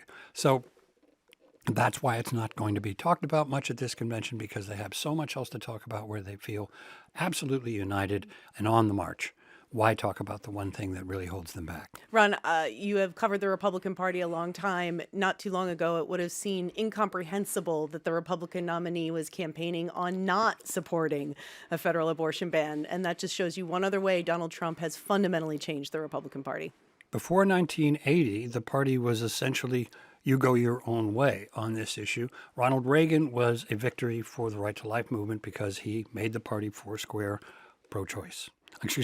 Pro-life, whereas previous nominees had, in some cases, been quite willing to admit a lot of pro-choice opinion at the conventions itself and within the party itself. Gerald Ford's wife, Betty Ford, was the first lady and an outspoken proponent for many women's rights, including this right. So that was a big change in 1980, and that was a transformation of the Republican Party in many respects. And this is really, in its own way, a lot like 1980 and the rise of Donald Trump to this apotheosis level where he's being spoken of in almost holy terms. Yeah. That's a change like 1980 was a change. All right, Ron, we're going to take a minute and go outside the forum where NPR's Liz Baker has been reporting on the protest movement or lack thereof. Liz, can you talk about what's been happening outside of the convention hall? Hi, Sue. Well, as you can see behind me, there's not the big crowds of protests that we saw earlier in the week for the RNC. It's been very few people, mostly congregated at these entrances for the RNC because this is where some of those GOP politicians and delegates are coming in and out where protesters feel like they can get their message across. As you can see behind me, there's not a very big crowd of protesters, but there are quite a few police officers, and that's because as the evening has worn on a little bit, we've gotten some MAGA supporters coming out after being in the bars, and there have been a few minor scuffles. It is a great beer town, but after nothing all. overall. Yes, that's what I've heard, but overall, very, very peaceful. What is the sense of the people that are there protesting? Is it policy, is it ideas, or is it the candidate himself, Donald Trump?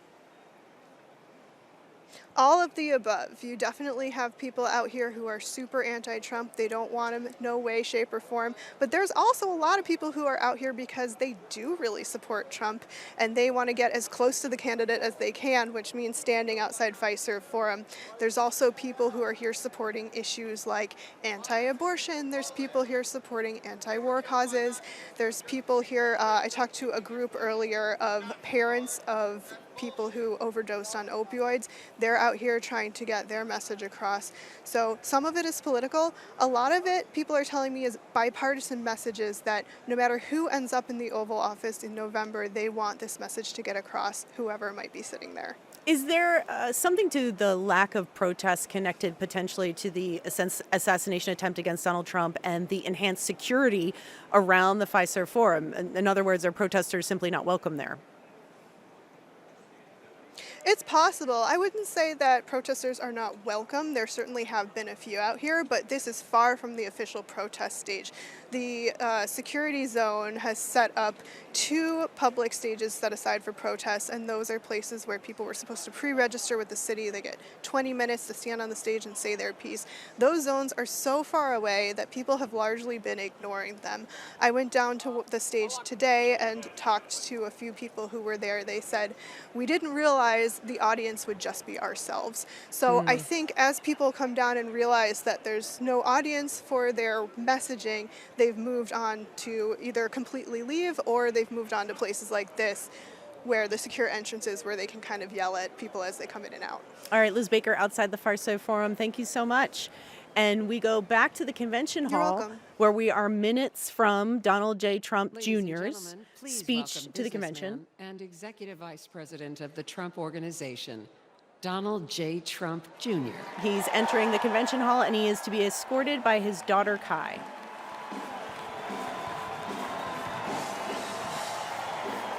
He is receiving a very warm welcome in the crowd, and he has raised his fist up in the same fight, fight, fight motion his father did after his assassination attempt on Saturday. And I should note, he is dressed very similar to his father's trademark look. Blue suit, white tie, blue suit, white shirt, red tie. I begin my remarks, I'm going to do something a little uncharacteristic. A Trump is going to give up the microphone. Doesn't happen often, you may never see it again. But I got a call on Monday morning from a young lady who said, Dad, I want to speak at the RNC.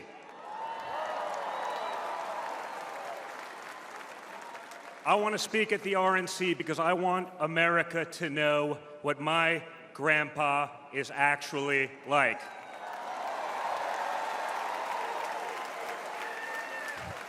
So for the first time ever on a stage, first time ever giving a speech, I want to bring out my eldest daughter and the eldest granddaughter of the President of the United States, your favorite president, Kai Madison Trump.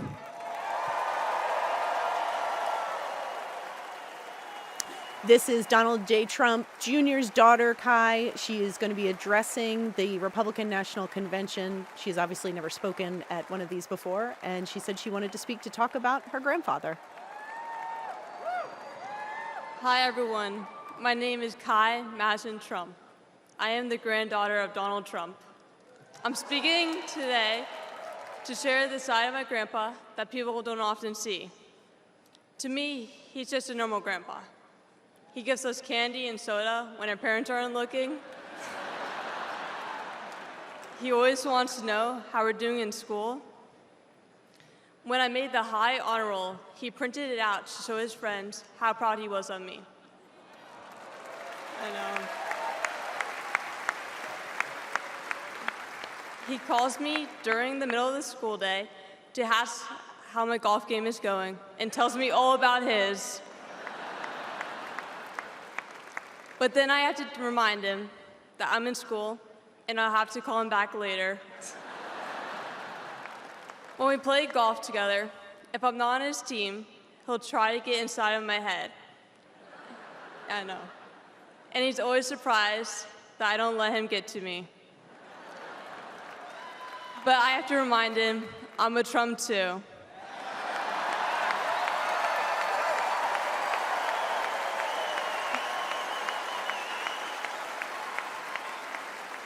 Even when he's going through all these court cases, he always asks me how I'm doing. He always encourages me to push myself to be the most successful person I can be. Obviously, he sets the bar pretty high, but who knows, maybe one day I'll catch him. On Saturday, I was shocked when I heard that he has been shot, and I just wanted to know if he was okay. It was heartbreaking that someone would do that to another person. A lot of people have put my grandpa through hell, and he's still standing.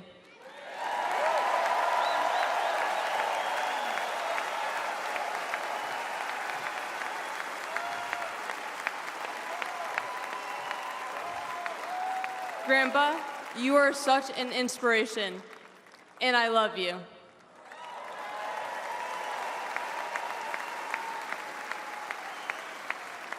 The media makes my grandpa seem like a different person, but I know him for who he is. He's very caring and loving.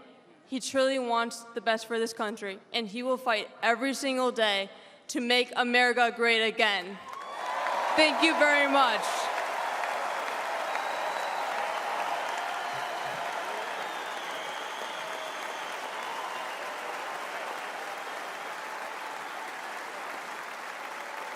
That was Donald Trump's granddaughter, Kai.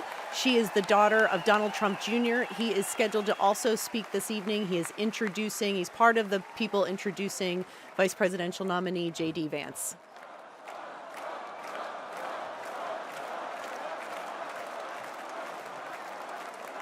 A lot of proud moments this week for my family.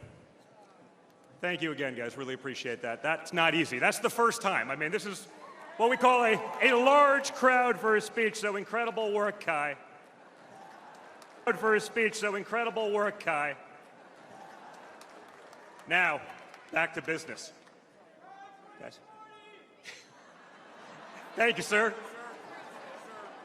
Tonight we gather here in Milwaukee at one of the most crucial moments in American history. Just days ago, something that once seemed unimaginable became a terrifying reality. My father came under literal fire as an incredible, patriotic rally turned into a tragedy. On a field in Butler, Pennsylvania, a brave firefighter died. Others were injured, And as those bullets rained down, we came millimeters away from one of the darkest moments in our nation's history. But we did lose an American hero that day. We wish that he were with us tonight. But his memory will live on forever in the hearts of his family, his community, and the nation that he loved.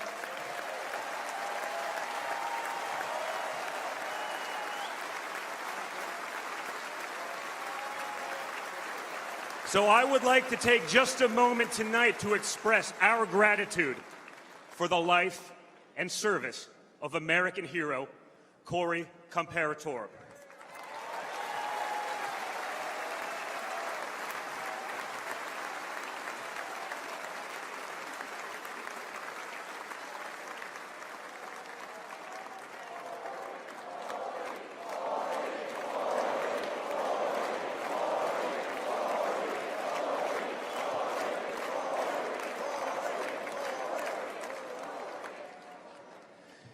They say you can't truly know how you'll respond in a moment of danger until you're actually confronted with it. So what was my father's instinct as his life was on the line? Not to cower, not to surrender, but to show for all the world to see that the next American president has the heart of a lion.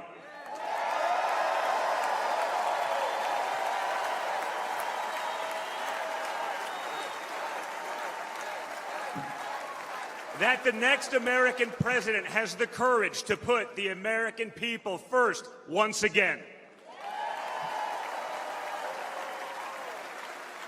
And in that moment, my father didn't just show his character. He showed America's character. When he stood up with blood on his face and the flag at his back, the world saw a spirit that could never be broken.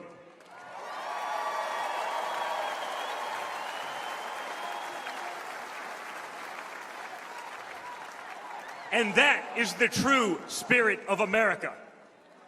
America knows what it's like to be down. We know what it's like to be confused and to be afraid. Long before the attempt on my father's life, every American I'd met was filled with fear and anxiety. They were afraid our country was being torn apart. They were anxious about the massive and chaotic invasion of illegal aliens across our border. They were deeply concerned about partisan lawfare, education indoctrination, and attacks on freedom of speech. Most terrifying of all, they saw that our leaders didn't care, or worse, that they joyfully aided and abetted the erosion of our rights. And the lies. Oh yeah, the lies. We won't ever forget the lies. From left-wing politicians, from their allies in the media, when you hear them in a row, you fully understand the extent they have gone to divide this great nation. They lied about Russia collusion. They lied about Hunter's laptop. They lied about Joe Biden's fitness for office. They lied about the border being secure. They lied about inflation being transitory. They lied about how they would safely withdraw from Afghanistan. They lied about Biden being a, quote, moderate. And they told one nonstop lie after another about my father. But they could only run away from reality for so long. All hell has broken loose in America, and it's impossible to hide anymore.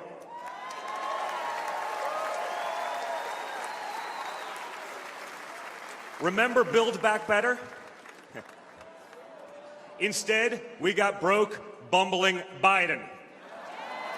Nothing is built, nothing is back, and nothing is better. Bridges are collapsing. Our credibility is crumbling, and our money is worth less and less every single day. It was just one giant bait and switch and normal Americans are the ones left holding the bag. Housing costs, gasoline prices, grocery bills just keep going up. Wave after wave of illegal aliens, deadly drugs keep pouring across our border. Meanwhile, pro-crime district attorneys have turned our cities into giant crime zones. They've turned criminals into victims, prosecutors into criminal defense attorneys, and police into public enemies. Left-wing activists are pretending to be educators, teaching our kids that there are 57 genders, but they can't even define what a woman is. On one hand, they think free speech protects their right to expose your children to explicit drag shows. On the other hand, they want to put you in jail for making a meme. It's like the entire world has been turned upside down. Does any of this sound like a country that's going in the right direction? And honestly, who is actually running the country anyway? It's obviously not Joe Biden. So who are they asking us to elect? Seriously, who's running things? Does anyone really know? Is it Jill? Is it Hunter? Barack Obama? Maybe it's the ghost of Corn Pop.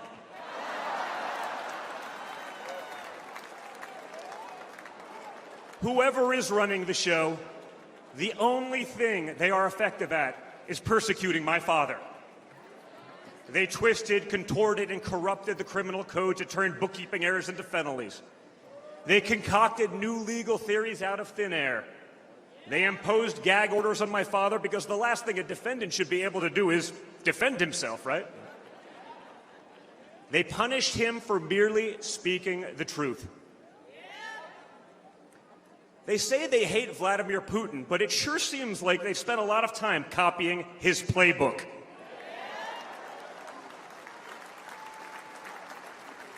In this country, we don't criminalize political differences. We debate them. We vote on them. But we don't make you choose between picking a party or picking a jail cell.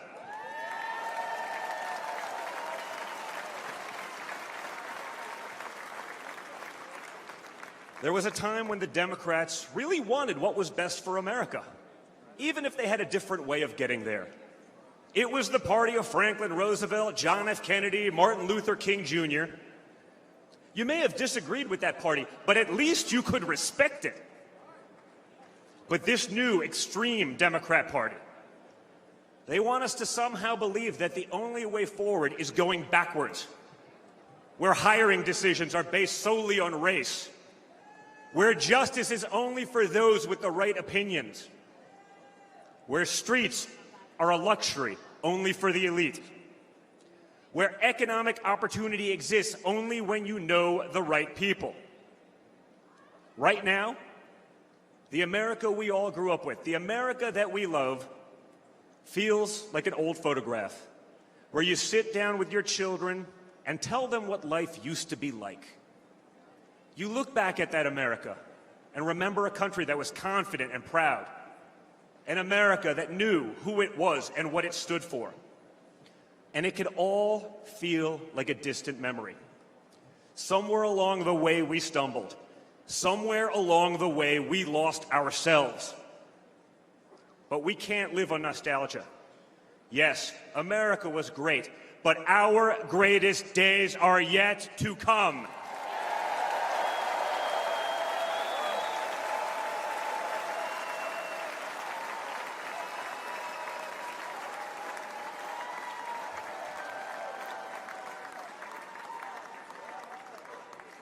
Because no matter how far off that old photo may feel, it's not the end of our story.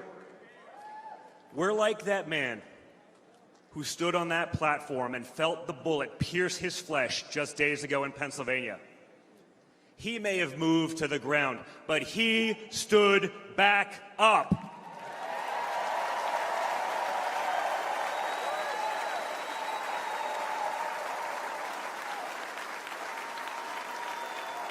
And when he did, my father raised his fist into the air. He looked out at the crowd. And what did he say?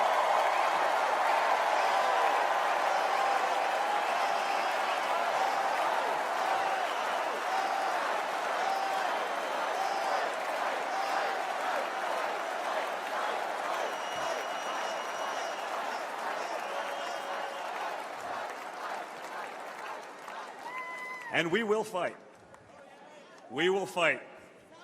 We will fight with our voices. We will fight with our ideas. And on November 5th, we will fight with our vote.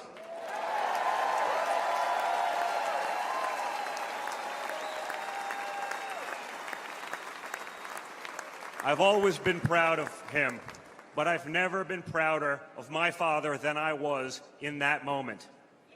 That's when the world found out that there is tough, and then there's Trump tough.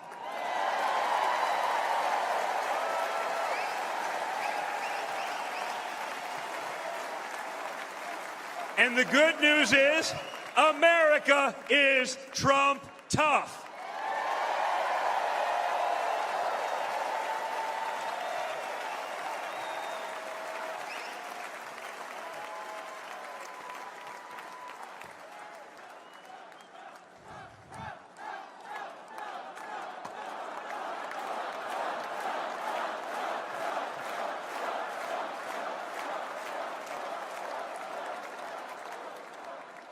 In 1912, more than a century ago, another legendary Republican president came right here to Milwaukee. At a political rally less than 1 mile from where we stand tonight, Teddy Roosevelt was struck by a would-be assassin's bullet. But he didn't quit either. He finished his speech and he kept fighting.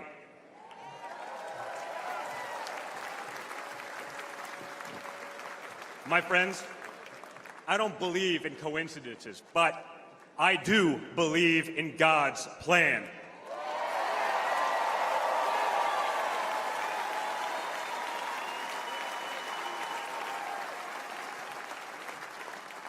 Today, Teddy Roosevelt's man in the arena has a name, and it's Donald J. Trump.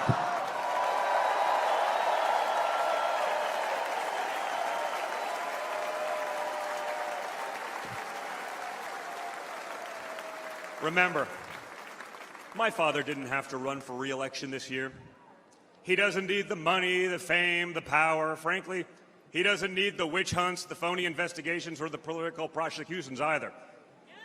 But he knew he had to run if there was any chance at saving America.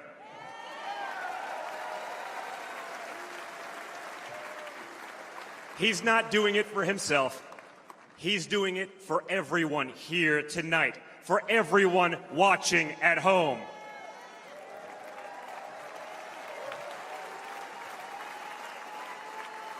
No matter who you are, you can be a part of this movement to make America great again.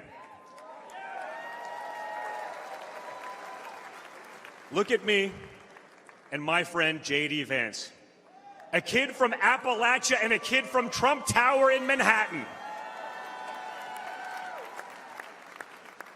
We grew up worlds apart, yet now we're both fighting side by side to save the country we love. And by the way, JD Vance is going to make one hell of a vice president.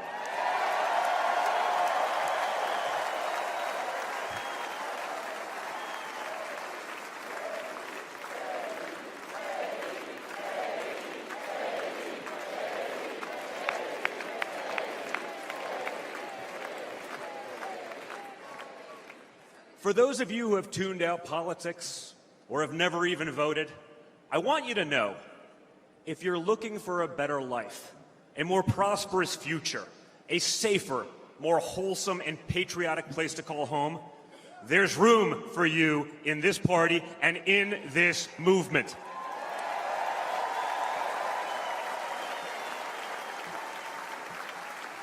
In fact, you're the ones who matter most of all.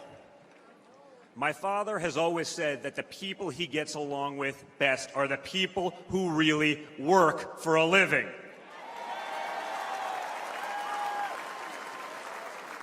It's because of his background as a builder in construction, right? In construction, it doesn't matter how smart your architect is if you don't have the best guys laying the bricks. People with grit, people who get their hands dirty. That's a big problem with Washington, D.C. Most of the bureaucrats who rule over us have never built anything in their lives. It's time to build something real, something tangible, something that will last and leave this country better off for our children. That's my father's mission.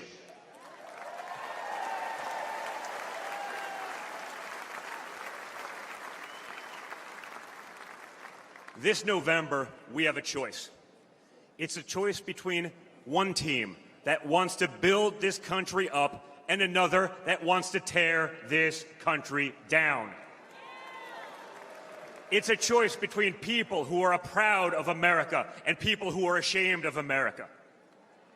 And ultimately, it's a choice between America last and America first.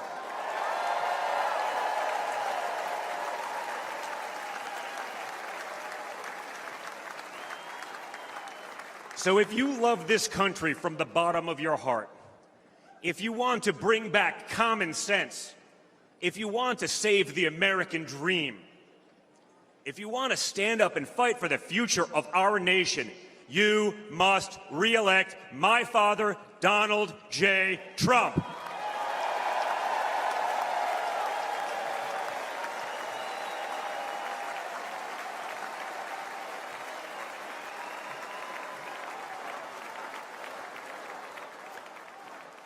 Together, we will make America great once again.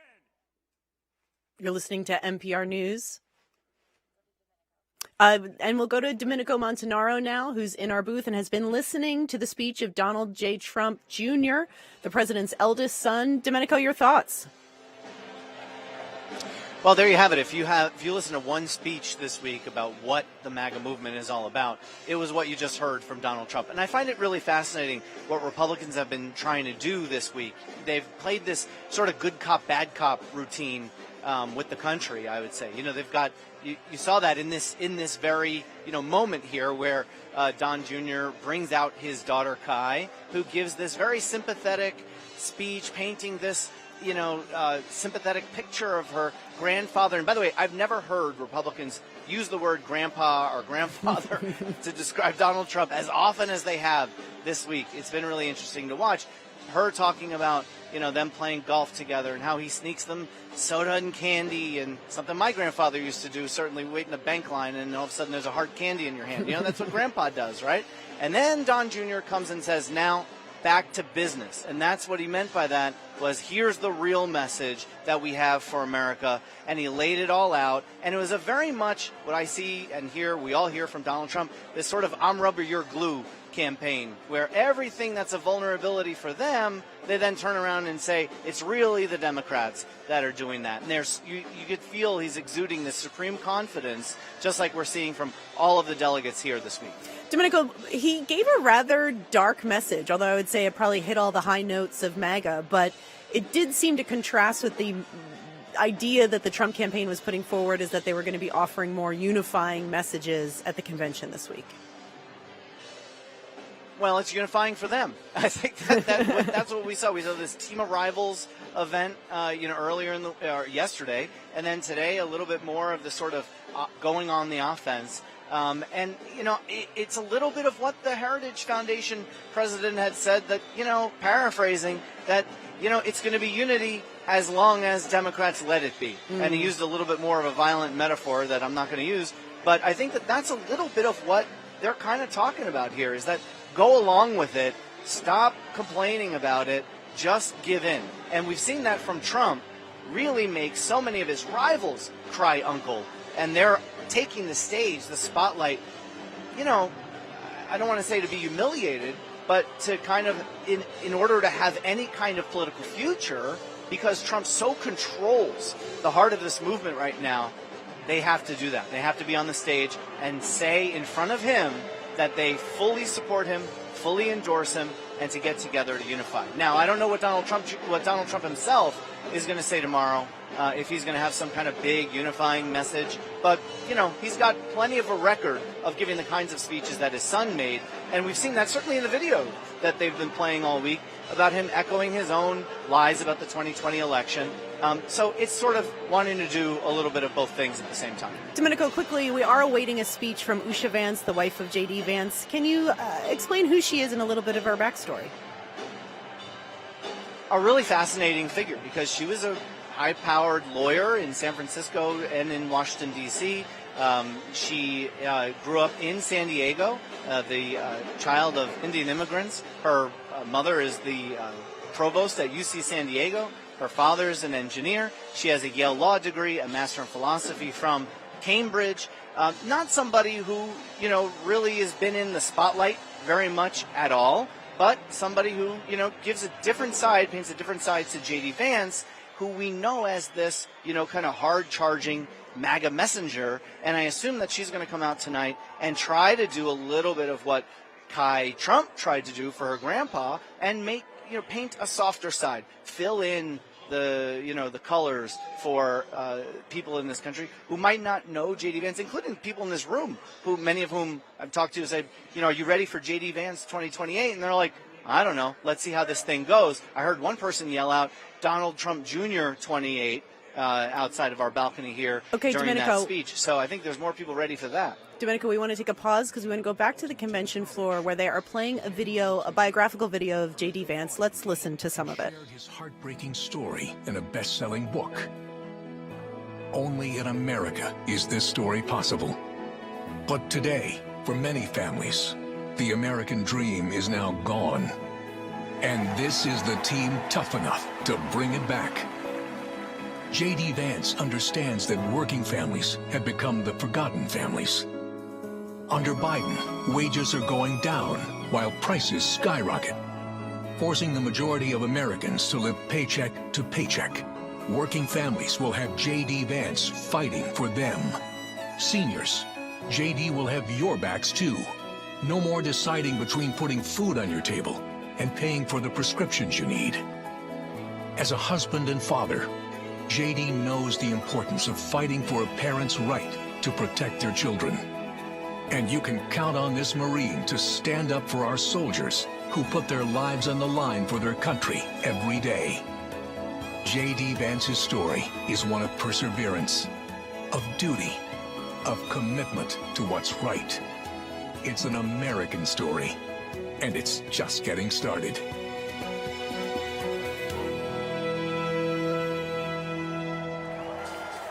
That was a biographical video played at the Republican National Convention as they welcome his wife, Usha Vance, who is entering the stage now.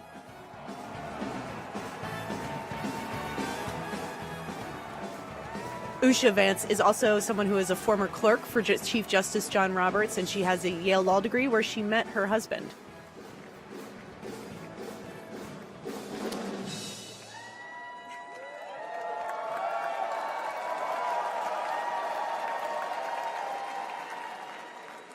Good evening. Good evening. When I was asked to introduce my husband, JD Vance, to all of you, I was at a loss. What could I say that hasn't already been said before? After all, the man was already the subject of a Ron Howard movie. JD has shared much of his life through his own eloquent words. In his book, Hillbilly Elegy, during his Senate campaign, and now as a sitting United States Senator. It occurred to me that there was only one thing to do: to explain from the heart why I love and admire JD and stand here beside him today, and why he will make a great Vice President of the United States.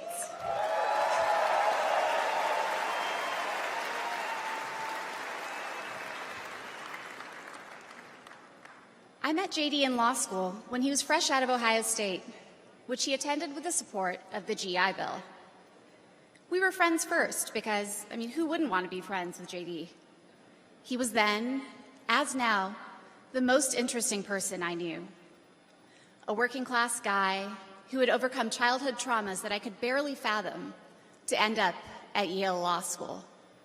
A tough Marine who had served in Iraq, but whose idea of a good time was playing with puppies and watching the movie Babe. The most determined person I knew with one overriding ambition: to become a husband and a father, and to build the kind of tight-knit family that he had longed for as a child. My background is very different from JD's. I grew up in San Diego, in a middle-class community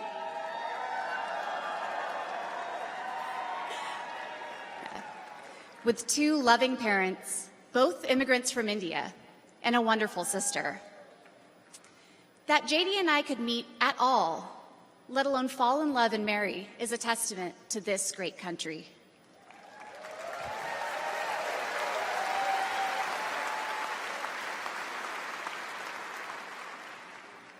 It is also a testament to JD, and it tells you something about who he is. When JD met me, he approached our differences with curiosity and enthusiasm.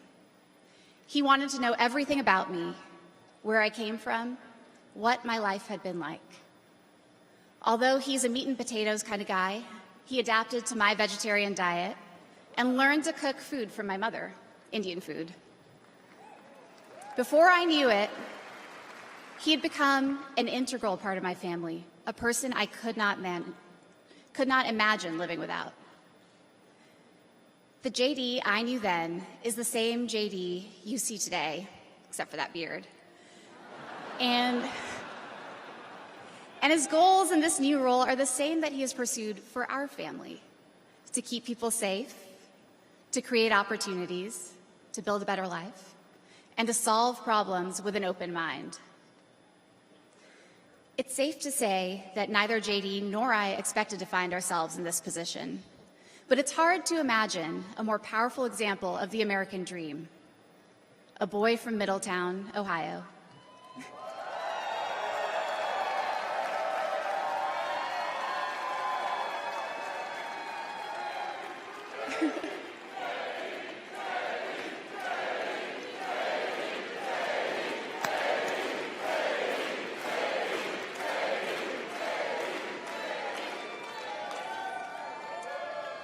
Raised by his grandmother through tough times, chosen to help lead our country through some of its greatest challenges. I am grateful to all of you for the trust you have placed in him and in our family. And with that, it is my great privilege to introduce my husband and the next Vice President of the United States, JD Vance. That is Usha Vance, the wife of JD Vance, wrapping up her introductory speech for her husband, JD Vance. He's entered onto the stage. They're embracing on the stage, and he is approaching the microphone where JD Vance will give his formal acceptance speech for the nomination to be vice president on the Trump ticket. He is waving to the delegates and just gave a shout out to his home state of Ohio. Vance was just elected to the Senate in 2022. He has served in the chamber for less than 2 years. And he ran successfully, in part, with the support of Donald Trump in that race. JD Vance is walking the stage. He's clapping. He's waving to the crowd, saying thank you, sort of enjoying his moment in the sun right now. He's getting a standing ovation in the convention hall. Thank you, please. Wow. Wow.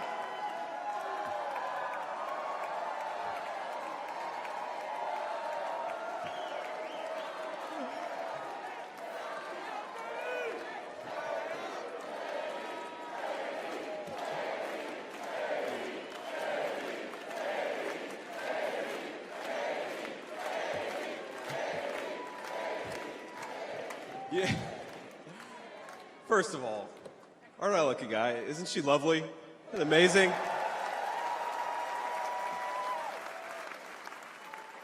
Greetings, Milwaukee, my fellow Americans and my fellow Republicans. My name is JD Vance from the great state of Ohio.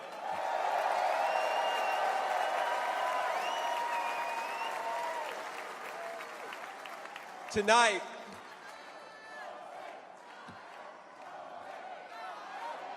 O-H-I-O, O-H-I-O. You guys, we're gonna chill with the Ohio love. We gotta win Michigan too here, so.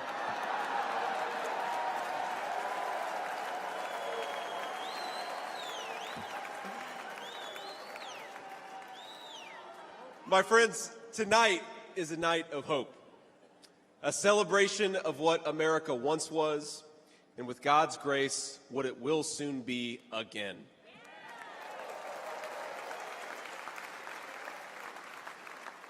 And it is a reminder of the sacred duty we have to preserve the American experiment, to choose a new path for our children and grandchildren.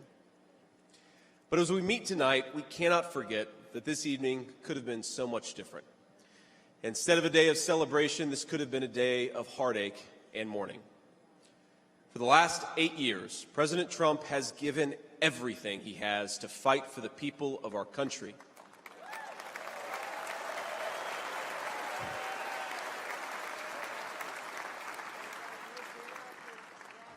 He didn't need politics, but the country needed him. Did it? Now, prior to running for president, he was one of the most successful businessmen in the world. He had everything anyone could ever want in a life. And yet, instead of choosing the easy path, he chose to endure abuse, slander, and persecution. And he did it because he loves this country.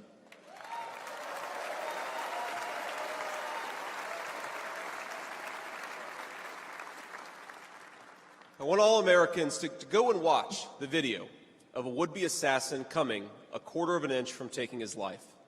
Consider the lies they told you about Donald Trump, and then look at that photo of him, defiant, fist in the air, when Donald Trump rose to his feet in that Pennsylvania field. All of America stood with him.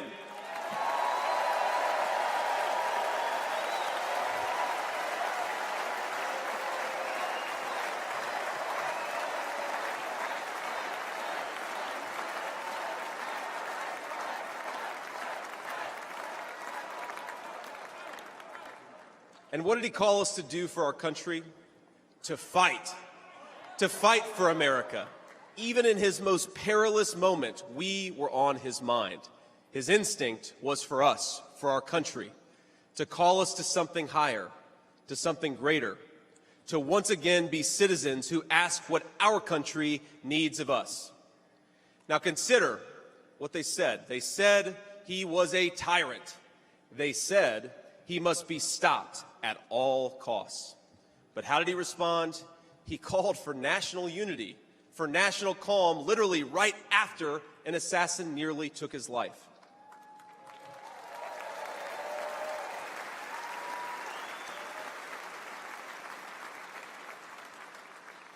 He remembered the victims of the terrible attack, especially the brave Corey Compertori, who gave his life to protect his family. God bless him. And then President Trump flew to Milwaukee and got back to work.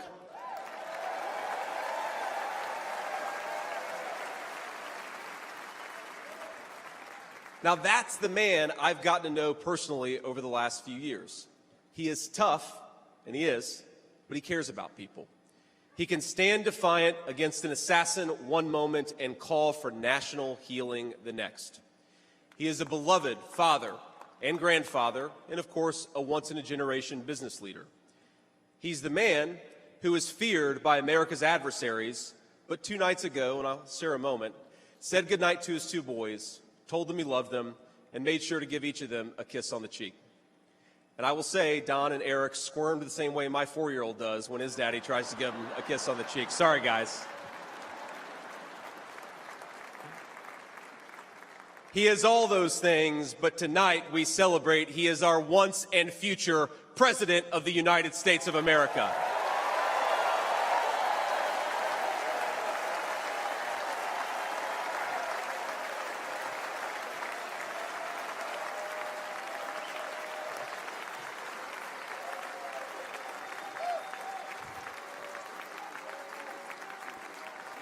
Now, I want to respond to his call for unity myself. We have a big tent in this party on everything from national security to economic policy. But my message to you, my fellow Republicans, is we love this country and we are united to win.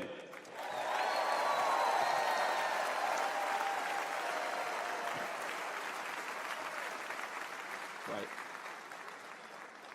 Now, I think our disagreements actually make us stronger. That's what I've learned in my time in the United States Senate, where sometimes I persuade my colleagues and sometimes they persuade me. And my message to my fellow Americans, those watching from across the country, is shouldn't we be governed by a party that is unafraid to debate ideas and come to the best solution?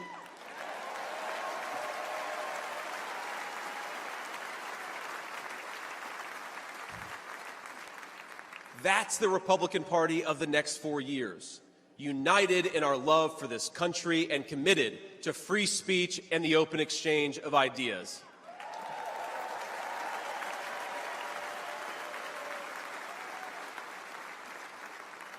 And so tonight, Mr. Chairman, I stand here humbled, and I'm overwhelmed with gratitude to say I officially accept your nomination to be Vice President of the United States of America.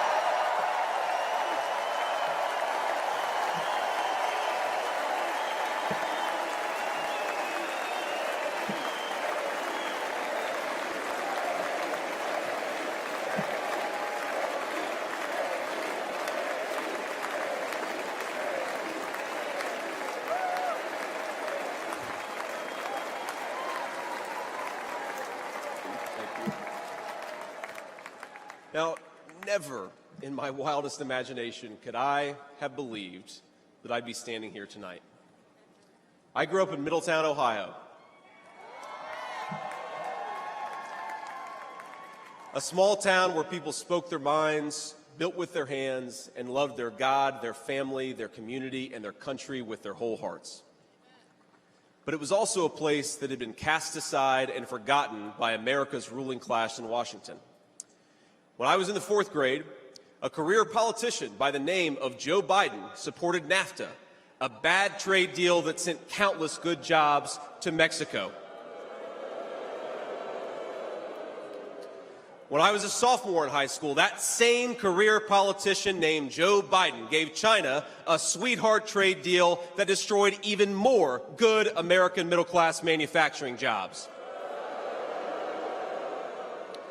When I was a senior in high school, that same Joe Biden supported the disastrous invasion of Iraq, and at each step of the way, in small towns like mine in Ohio or next door in Pennsylvania or Michigan, in states all across our country, jobs were sent overseas and our children were sent to war. And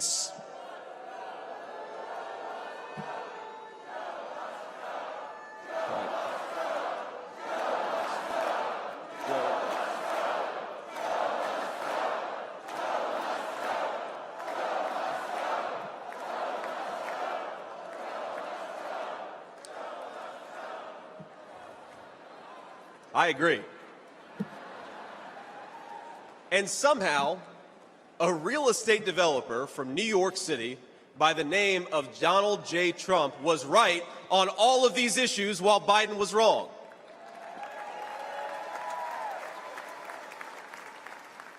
President Trump knew even then that we needed leaders who would put America first.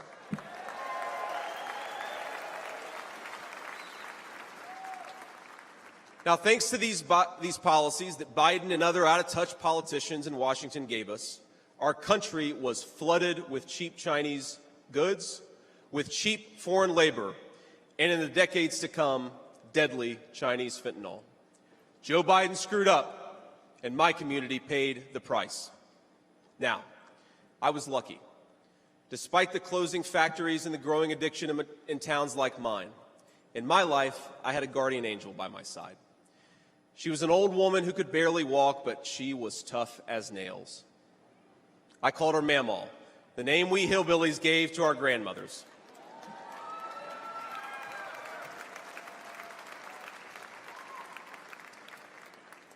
Mamaw raised me as my mother struggled with addiction. Mamaw was in so many ways a woman of contradiction. She loved the Lord, ladies and gentlemen. She was a woman of very deep Christian faith.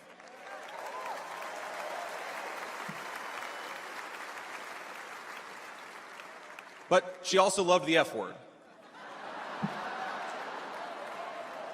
I'm not kidding. She could make a sailor blush.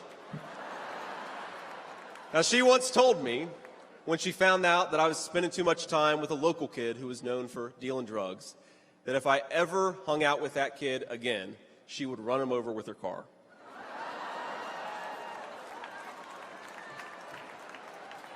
That's true. And she said, JD, no one will ever find out about it.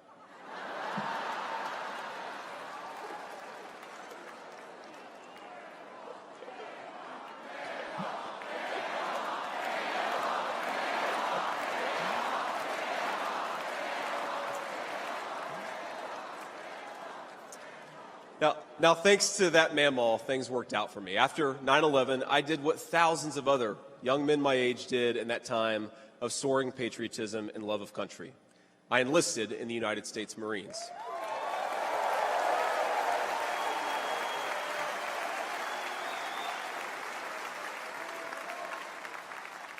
Semper Fi to my fellow Marines. Now, I left the Marines after 4 years and went to the Ohio State University.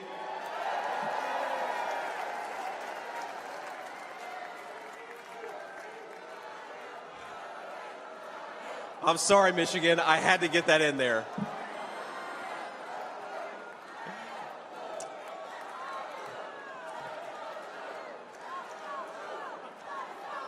Come on, come on. We've had enough political violence. Now, after Ohio State, I went to Yale Law School, where I met my beautiful wife. And then I started businesses to create jobs in the kind of places that I grew up in. Now, my work taught me that there is still so much talent and grit in the American heartland. There really is. But for these places to thrive, my friends, we need a leader. You're listening to live special coverage of the Republican National Convention, where Ohio Senator JD Vance is giving his acceptance speech. Let's listen.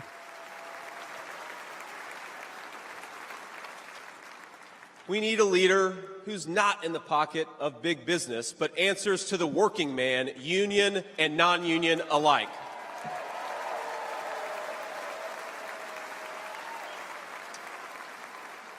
A leader who won't sell out to multinational corporations, but will stand up for American companies and American industry.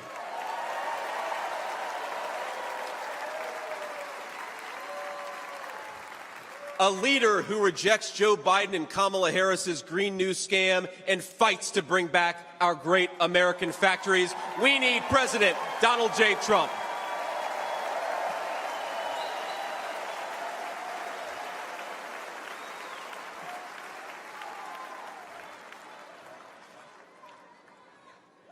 Some people tell me I've lived the American dream, and of course they're right, and I'm so grateful for it. But the American dream that always counted most was not starting a business or becoming a senator or even being here with you fine people, though it's pretty awesome. My most important American dream was becoming a good husband and a good dad, of being able to give.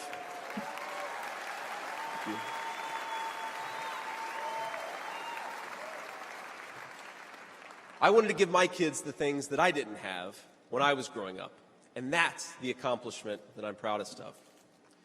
That tonight, I'm joined by my beautiful wife, Usha, an incredible lawyer and a better mom, and our three beautiful kids, Ewan, who's 7, Vivek, who's 4, and Mirabelle, who's 2. Now, they're back at the hotel, and kids, if you're watching, Daddy loves you very much, but get your butts in bed. It's 10 o'clock. But, my friends, things did not work out well for a lot of kids I grew up with. Every now and then, I will get a call from a relative back home who asks, "Did you know so-and-so?" And I'll remember a face from years ago, and then I'll hear they died of an overdose. As always, America's ruling class wrote the checks. Communities like mine paid the price. For decades, that divide between the few with their power and comfort in Washington and the rest of us only widened. From Iraq to Afghanistan, from the financial crisis to the Great Recession, from open borders to stagnating wages, the people who govern this country have failed and failed again.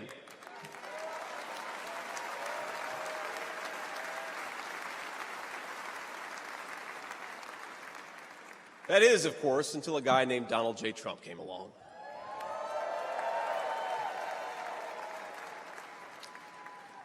President Trump represents America's last best hope to restore what, if lost, may never be found again. A country where a working-class boy born far from the halls of power can stand on this stage as the next Vice President of the United States of America.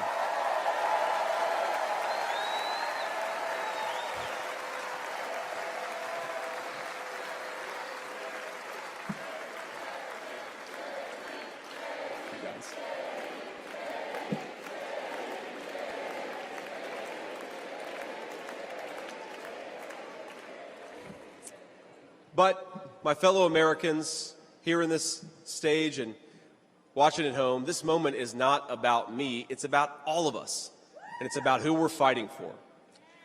It's about the auto worker in Michigan wondering why out-of-touch politicians are destroying their jobs. It's about the factory worker in Wisconsin who makes things with their hands and is proud of American craftsmanship.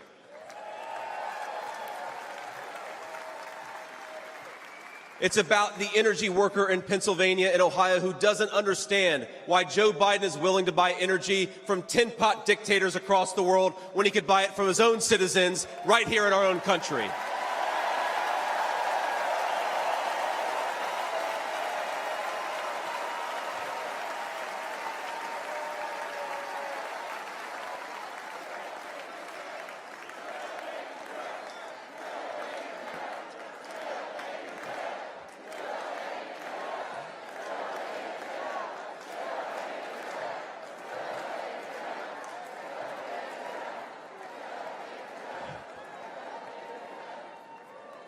You guys are a great crowd.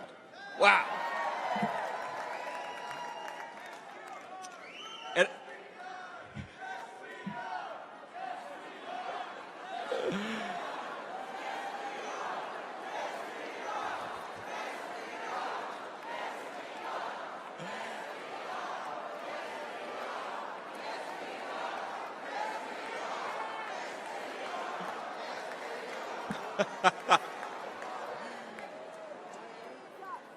And it's about, our movement is about single moms like mine who struggled with money and addiction but never gave up. And I'm proud to say that tonight my mom is here, 10 years clean and sober. I love you, Mom. He's pointing to his mother, Beverly Vance, who is seated in the convention hall tonight. She has stood up. She's blown her son a kiss. She seems very emotional. It looks like she may be crying. JD Vance was not raised by his mother. As he noted, she suffered from drug addiction. He was raised by his grandparents, had an estranged relationship with her. So this was not planned. It was not part of the schedule of this evening. It's a bit of an emotional reveal. And she's seated next to House Speaker Mike Johnson, who is her guest for the evening. She's near the Friends and Family box just by former President Donald Trump.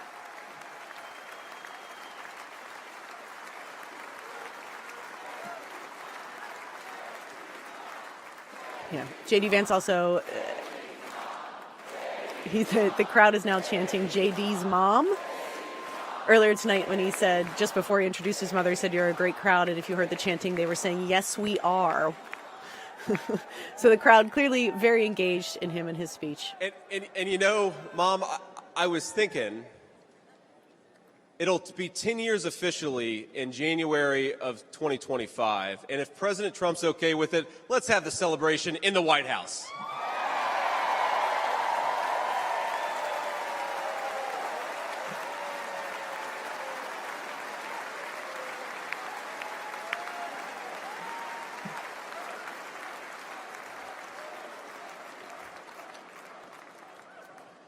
And our movement, ladies and gentlemen, it's about grandparents all across this country who are living on Social Security and raising grandchildren they didn't expect to raise.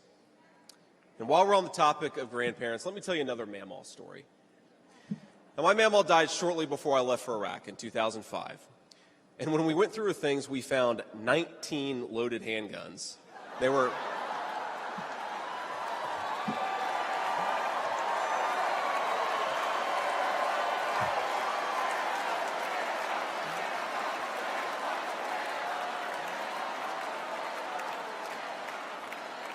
Now, the thing is, they were stashed all over her house, under her bed, in her closet, in the silverware drawer. And we wondered what was going on, and it occurred to us that towards the end of her life, Mamaw couldn't get around so well. And so this frail old woman made sure that no matter where she was within arm's length of whatever she needed to protect her family. That's who we fight for. That's American spirit.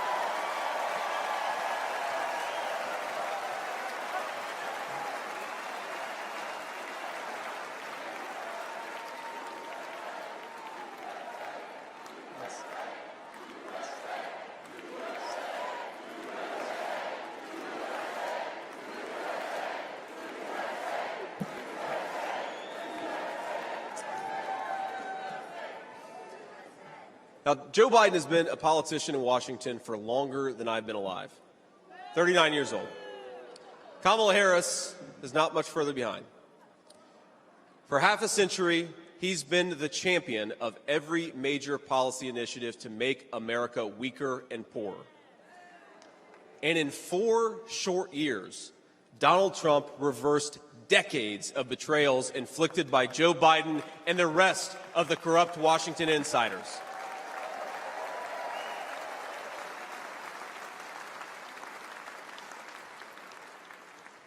He created the greatest economy in history for workers. Really was amazing. There's this chart that shows worker wages, and they stagnated for pretty much my entire life until President Donald J. Trump came along. Workers' wages went through the roof.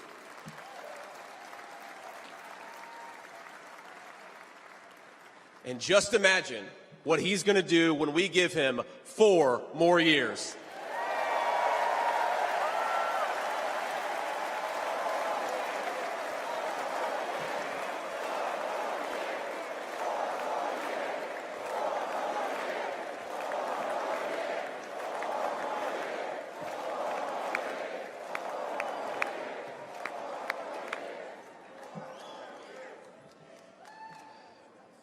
Months ago, I heard some young family member observe that their parents' generation, the baby boomers, could afford to buy a home when they first entered the workforce. But I don't know, this person observed, if I'll ever be able to afford a home. The absurd cost of housing is the result of so many failures, and it reveals so much about what's broken in Washington. I can tell you exactly how it happened. Wall Street barons crashed the economy and American builders went out of business. As tradesmen scrambled for jobs, houses stopped being built. The lack of good jobs, of course, led to stagnant wages. And then the Democrats flooded this country with millions of illegal aliens. So citizens had to compete with people who shouldn't even be here for precious housing. Joe Biden's inflation crisis, my friends, is really an affordability crisis. And many of the people that I grew up with can't afford to pay more for groceries, more for gas, more for rent, and that's exactly what Joe Biden's economy has given them.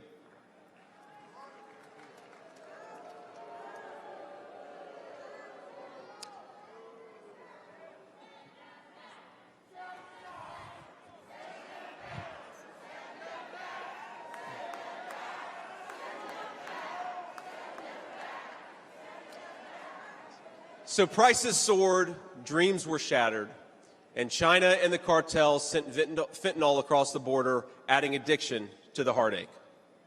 But ladies and gentlemen, that is not the end of our story. We've heard about villains and their victims. I've talked a lot about that, but let me tell you about the future. President Trump's vision is so simple and yet so powerful. We're done, ladies and gentlemen, catering to Wall Street. We'll commit to the working man.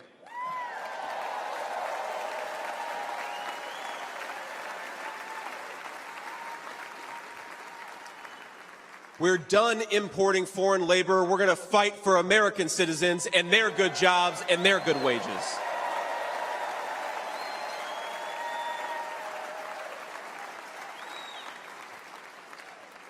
We're done buying energy from countries that hate us. We're going to get it right here from American workers in Pennsylvania, in Ohio, and across the country.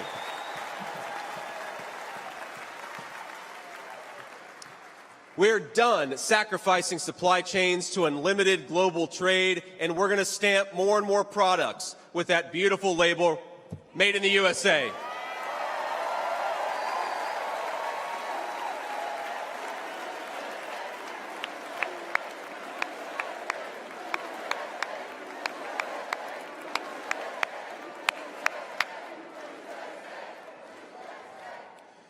We're going to build factories again, put people to work making real products for American families made with the hands of American workers. Together, we will protect the wages of American workers and stop the Chinese Communist Party from building their middle class on the backs of American citizens.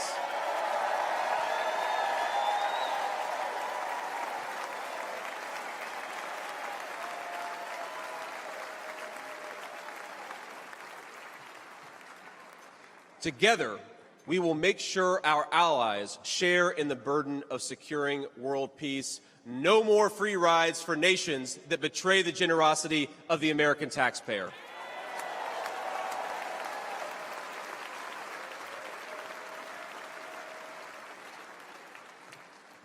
Together, we will send our kids to war only when we must. But as President Trump showed with the elimination of ISIS and so much more, when we punch, we're going to punch hard.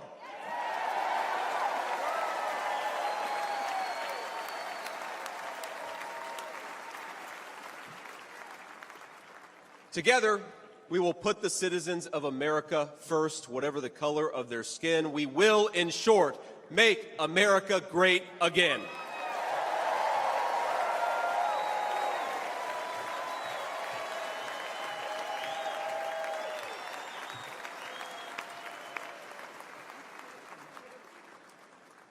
You know, one of the things that you hear people say sometimes is that America is an idea. And to be clear, America was indeed founded on brilliant ideas like the rule of law and religious liberty, things written into the fabric of our Constitution and our nation. But America is not just an idea. It is a group of people with a shared history and a common future. It is, in short, a nation. Now, it is part of that tradition, of course, that we welcome newcomers. But when we allow newcomers into our American family, we allow them on our terms.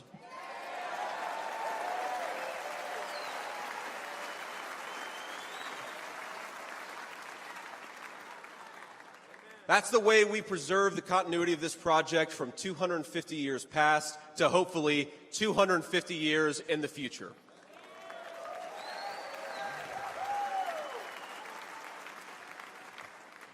And let me illustrate this with a story, if I may. I'm, of course, married to the daughter of South Asian immigrants to this country. Incredible people. People who genuinely have enriched this country in so many ways. And, of course, I'm biased because I love my wife and her family, but it's true. Now, when I proposed to my wife, we were in law school, and I said, honey, I come with $120,000 worth of law school debt and a cemetery plot on a mountainside in eastern Kentucky.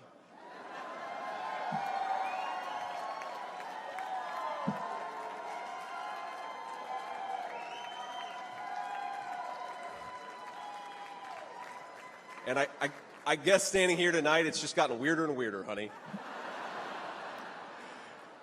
But that's what she was getting. Now, that cemetery plot in eastern Kentucky is near my family's ancestral home. And like a lot of people, we came from the mountains of Appalachia into the factories of Ohio, Pennsylvania, Michigan, and Wisconsin.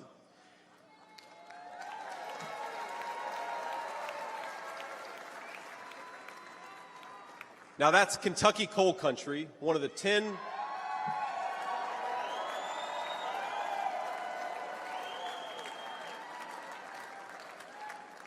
Now, it's one of the 10 poorest counties in the entire United States of America. They are very hardworking people, and they're very good people. They're the kind of people who would give you the shirt off their back even if they can't afford enough to eat. And our media calls them privileged and looks down on them. But they love this country, not only because it's a good idea, but because in their bones they know that this is their home. And it will be their children's home, and they would die fighting to protect it.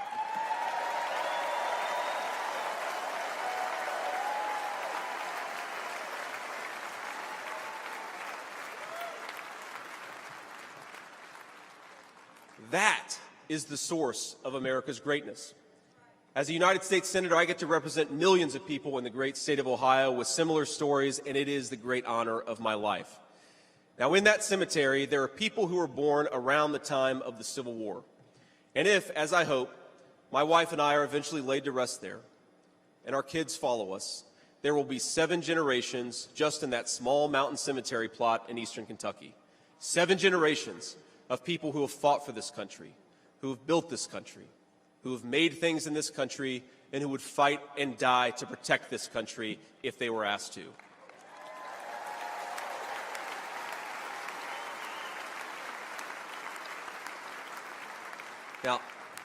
Now that's not just an idea, my friends. That's not just a set of principles. Even though the ideas and the principles are great, that is a homeland. That is our homeland.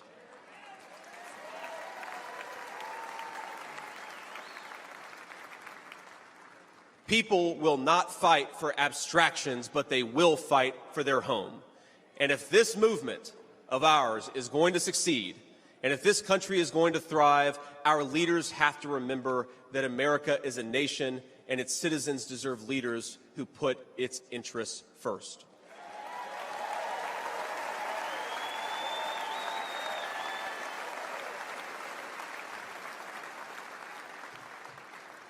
Now, we won't agree on every issue, of course, not even in this room.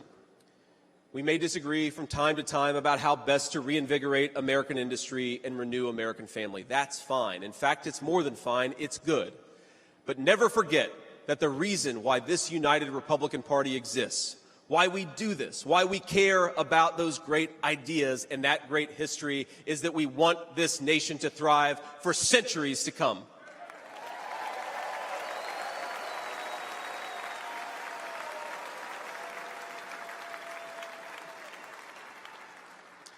Now, eventually in that mountain cemetery, my children will lay me to rest.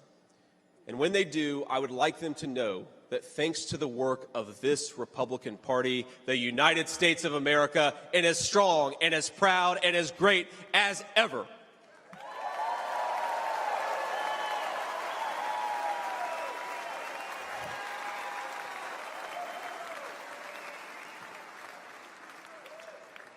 That is who we serve, my friends. That is who we fight for. And the only thing that we need to do right now, the most important thing that we can do for those people, for that American nation that we all love, is to re-elect Donald J. Trump, President of the United States.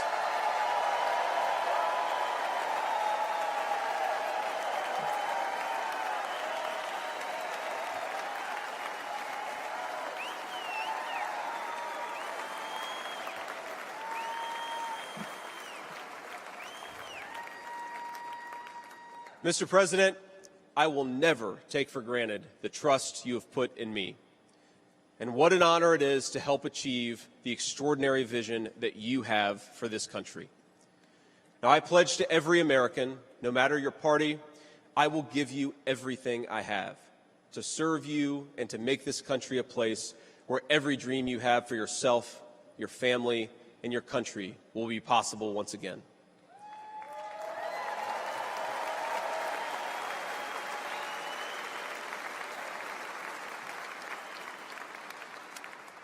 And I promise you one more thing. To the people of Middletown, Ohio, and all the forgotten communities in Michigan, Wisconsin, Pennsylvania, and Ohio, and every corner of our nation, I promise you this. I will be a vice president who never forgets where he came from.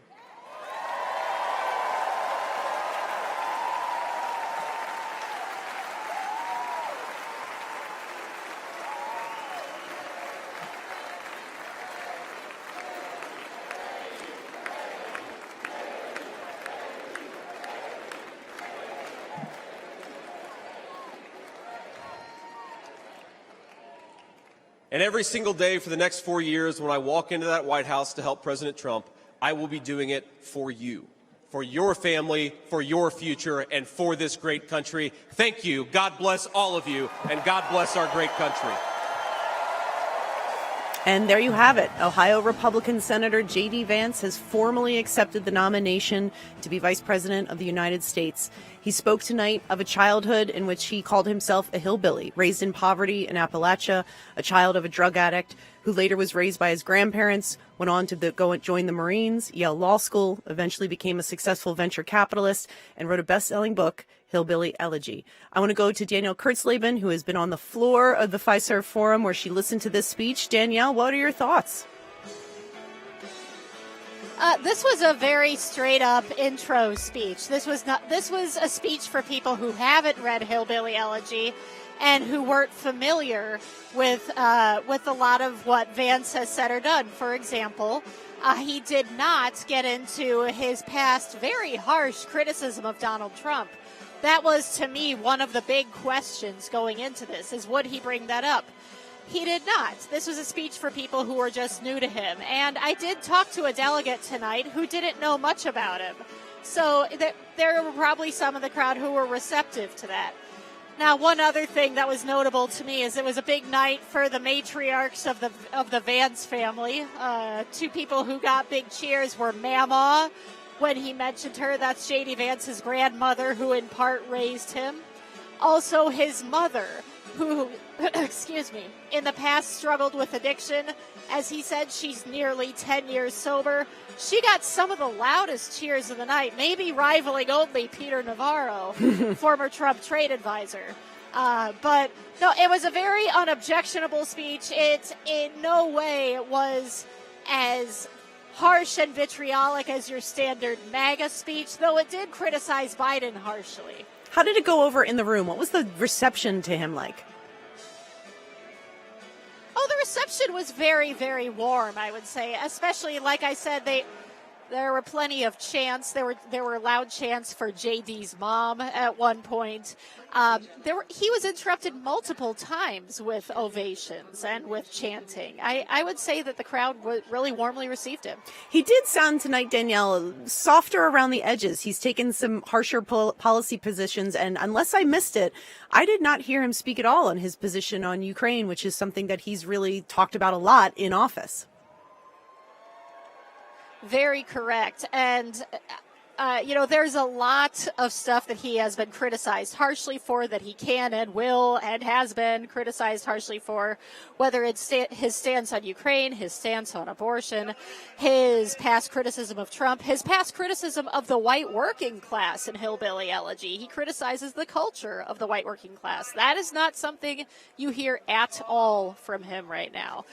But then again, it makes a fair amount of sense that if he's just trying to introduce himself to the Trump faithful who might not know him very well, he's not going to get into the controversial stuff. He's going to stick to the basics, and that's very much what he did. But everything is going to go beyond the basics from here on out. Danielle Kurtzleben on the floor of the Fiserv Forum. Thank you so much. We're going to go up to the NPR booth where correspondents Mara Liasson and Domenico Montanaro are, as well as Franco Ordonez will also be joining us. Mara, I want to start with you. Danielle referenced it, but there was this emotional moment tonight where he revealed his mother was in the convention hall. Let's hear it again.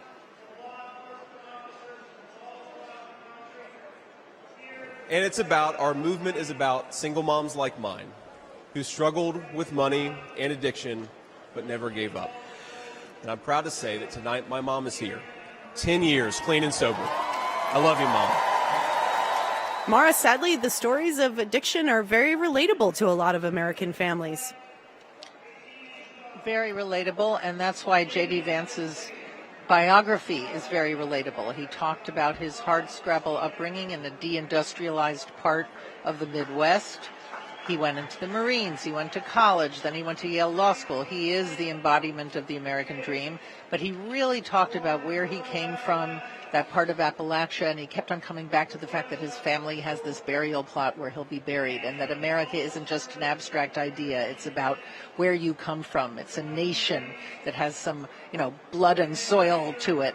I thought that was a very effective part of the speech. I agree he was lower key than he usually is. There wasn't a whole lot of MAGA red meat, but he pretty firmly put Trump and put the ticket where it wants to be, appealing to blue-collar Americans, not Wall Street. He said, we're going to fight for the people who made this country. We're not going to import cheap goods from China. We're not going to import cheap labor.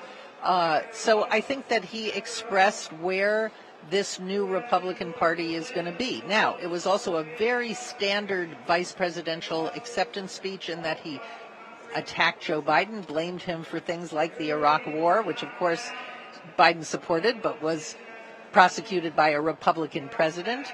And he talked about how Trump had been persecuted and slandered and abused. So he did hit on all of the messages of this convention, and I think he proved to be a pretty acceptable vice presidential candidate. I think that the harsher attacks will come later. Domenico, you had a line that was so good, I'm going to make sure we say it on air. You described him as first date JD. I was going to say it reminds me of somebody who was on a first date, really, because, half the country doesn't know who JD Vance is. When you look at the polling, 48% or so said that in a recent poll. Not many people have strong feelings about him just yet. And it kind of reminded me of you have a guy who's on a first date. People are like, I don't know, it seems kind of nice. Tell me more about him. Yeah. Tell me all the good parts. And I think that for those of us, or tell us not, right? I mean, what do you know about this guy? What's he really like? And I think that the JD Vance that people will likely get to know is a little bit more of that sort of hard-charging MAGA fighter. But he didn't want that to be the first thing that a lot of people, even in this audience, frankly, I mean, walking around talking to people, they didn't have a strong feeling about JD Vance. They knew a lot more about Vivek Ramaswamy, for example. They knew a lot more, of course, about Donald Trump Jr. But JD Vance is going to do what a vice president does, which is be a reassuring person for the MAGA base, for Donald Trump, and to be able to make that argument, make that message, pull it forward, and be the person who can be the attack dog. We'll see a lot more of that from him going forward. I did think that it's kind of interesting. This entire convention has been this blue-collar appeal, largely in many respects without the policies to back them up. And, the tone is really what's remarkable as a shift for the Republican Party, because this is not at all, hearing JD Vance talk about, fighting for blue-collar workers, union and not union, was really kind of remarkable. Hearing him also say, that the Republican Party has to fight for the working person and not Wall Street. We're done fighting for Wall Street, on the same day that Donald Trump told one outlet that he's considering Jamie Dimon to be Treasury Secretary, potentially, one of the biggest, known CEOs on Wall Street. The Trump economic policy first term, and it will be in the second term, is a real amalgam. Tax cuts for the rich, tax cuts for corporations, but also tougher trade deals and tariffs, which he says will help American workers. Right. Frank Ordonez, you were also listening into the speech, and I would note that there was a moment in the speech tonight where he said, I will be a vice president, I will fight for all Americans. And that did seem to be the closest we heard to sort of a unity message from him tonight. Yeah, I agree. I mean, that unity message was one where he talked to her, but it was also about kind of the big tent of bringing in other Republicans that disagree, perhaps disagree with Trump, and they're trying to bring them along. It wasn't the kind of unity message related to reflecting on the Saturday shooting, for example, and maybe taking responsibility for some of the dangerous rhetoric that has been exposed. I talked to a lot of Republicans immediately after that shooting, and there was a lot of questions about whether, at the convention and beyond, whether there would be reflection, kind of taking responsibility for these actions, listening to JD Vance, blaming Biden for some of the language of, calling Biden a tyrant, for example. Now, let's be clear. His language today was not as aggressive as it was immediately after the shooting, when he specifically blamed Biden for causing the shooting, using the language that he did. But it was still, I felt, strong, and kind of served as kind of an attack dog role. Domenico was talking earlier about kind of like the good guy, bad guy kind of mood in some of these speeches. I thought JD Vance did that as well pretty effectively. I was touched by his, that moment with, his family as well. And I mean, that comment, seeing his mom stand up, look over to the House Speaker, Mike Johnson, and mouth, "That's my boy," and the crowd chanting JD's mom was special. Franco, can I ask, what has the campaign told you about what to expect tomorrow night when Donald Trump will make his acceptance speech? Well, they've told us to expect, a similar message that we have been hearing all week. They do acknowledge that unity will be part of the message, but it's going to be the kind that JD Vance just brought in. Unity kind of framed in as America first. They're very clear, and, we've been speaking with Chris Lasavide, he's a senior campaign advisor, who says, look, this is a time for unity, but we are in the middle of a campaign, and the goal of that campaign is to win. They're not hiding behind, the realities of the situation. We've been talking a lot about their messaging strength versus weakness, and they're going to keep doing that. You heard Vance and you heard Don Jr., repeatedly bring up the chant, fight, fight, fight. Recalling obviously how Trump spoke or mouthed "fight, fight, fight," immediately after he was shot in the ear, as a way to kind of rally supporters here. And I expect that, we'll hear some of that as well. Trump may be a little bit more subdued. Sources have certainly told me that he's, been affected by that shooting. At the same time, Trump is known for his strong language. He's not someone to back down. So I will be very, very closely watching and listening to what kind of message Trump brings and whether he does kind of tone it down. I question whether he will, but, I think we'll find out soon. Franco Ordonez, thank you so much. And in studio with me, Ron Elving. As always, Ron, I like to give you the final thoughts for the evening. What was your takeaway from tonight? Few things. I thought that the Vance speech made no attempt whatsoever to be as fiery as we were expecting it might be, and we do expect him to be on the campaign trail. It did seem to be deliberately drawn back, lots of smiling, lots of letting the crowd provide the energy. So if you put together everything that he said, it was pretty much a standard recitation of the things that you would say in a vice presidential speech, mixed in with some applause lines, always mentioning Donald Trump, and letting the crowd provide the energy and the excitement. I'm thinking back not to the last three Republican vice presidential nominees or cycles, twice with Mike Pence, once with Paul Ryan. Back all the way to 2008, 16 years ago, Sarah Palin came out on the third night and introduced herself. She was not well known by any means. She was very short-term Alaska governor at the time. And she introduced herself to America with a speech that I can still recite many lines from. It was extraordinarily riveting to be in a hall with Sarah Palin giving that hour-long speech that, sure, the crowd was reacting to it, but it was not relying on the crowd for the energy. The speech was all it needed to be, and to some degree upstaged the presidential candidate that year, John McCain, but he knew what he was getting at too and wanted that force and that power that she could bring to a speech. This, it seemed to me, was quite deliberately restrained. Yeah. Lots of smiles, lots and lots of smiles and twinkle in the eye. So he was going more for the charming side of his personality. He didn't need to say any of that outrageous stuff about Joe Biden being responsible for the assassination attempt because he had already said it before Trump made up his mind who was going to be his vice president. If it had that purpose, it had already been achieved. Yeah, it certainly does seem like this was a message that was geared towards a general election audience. I couldn't help but be struck. I think probably some other baby boomers might remember that song they started playing when the family came out on stage tonight. Yeah. It was Don't Stop Thinking About Tomorrow, Fleetwood Mac from the Rumors album.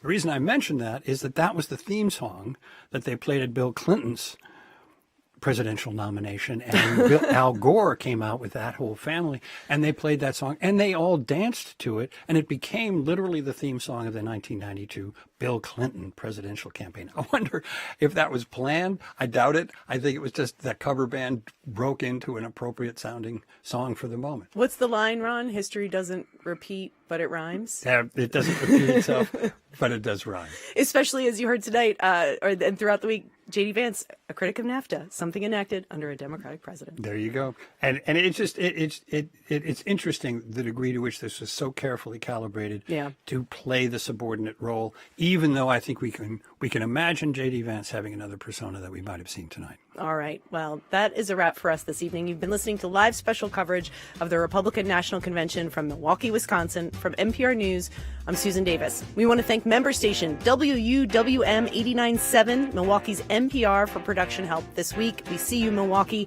And of course, huge thanks to NPR's Ron Elving here with me in the studio and our entire team out in Milwaukee. NPR's Domenico Montanaro, Mara Eliason, Franco Ordonez, Danielle Kurtzleben, Tamara Keith, and Liz Baker. We'll be back tomorrow for Donald Trump's acceptance speech. You can listen on this radio or watch our simulcast. Thanks for listening. This is NPR News. Support for NPR's elections coverage comes from Saatva, committed to making handcrafted mattresses that help lull people to sleep and keep them sleeping soundly. More information is at SAATVA.com/NPR.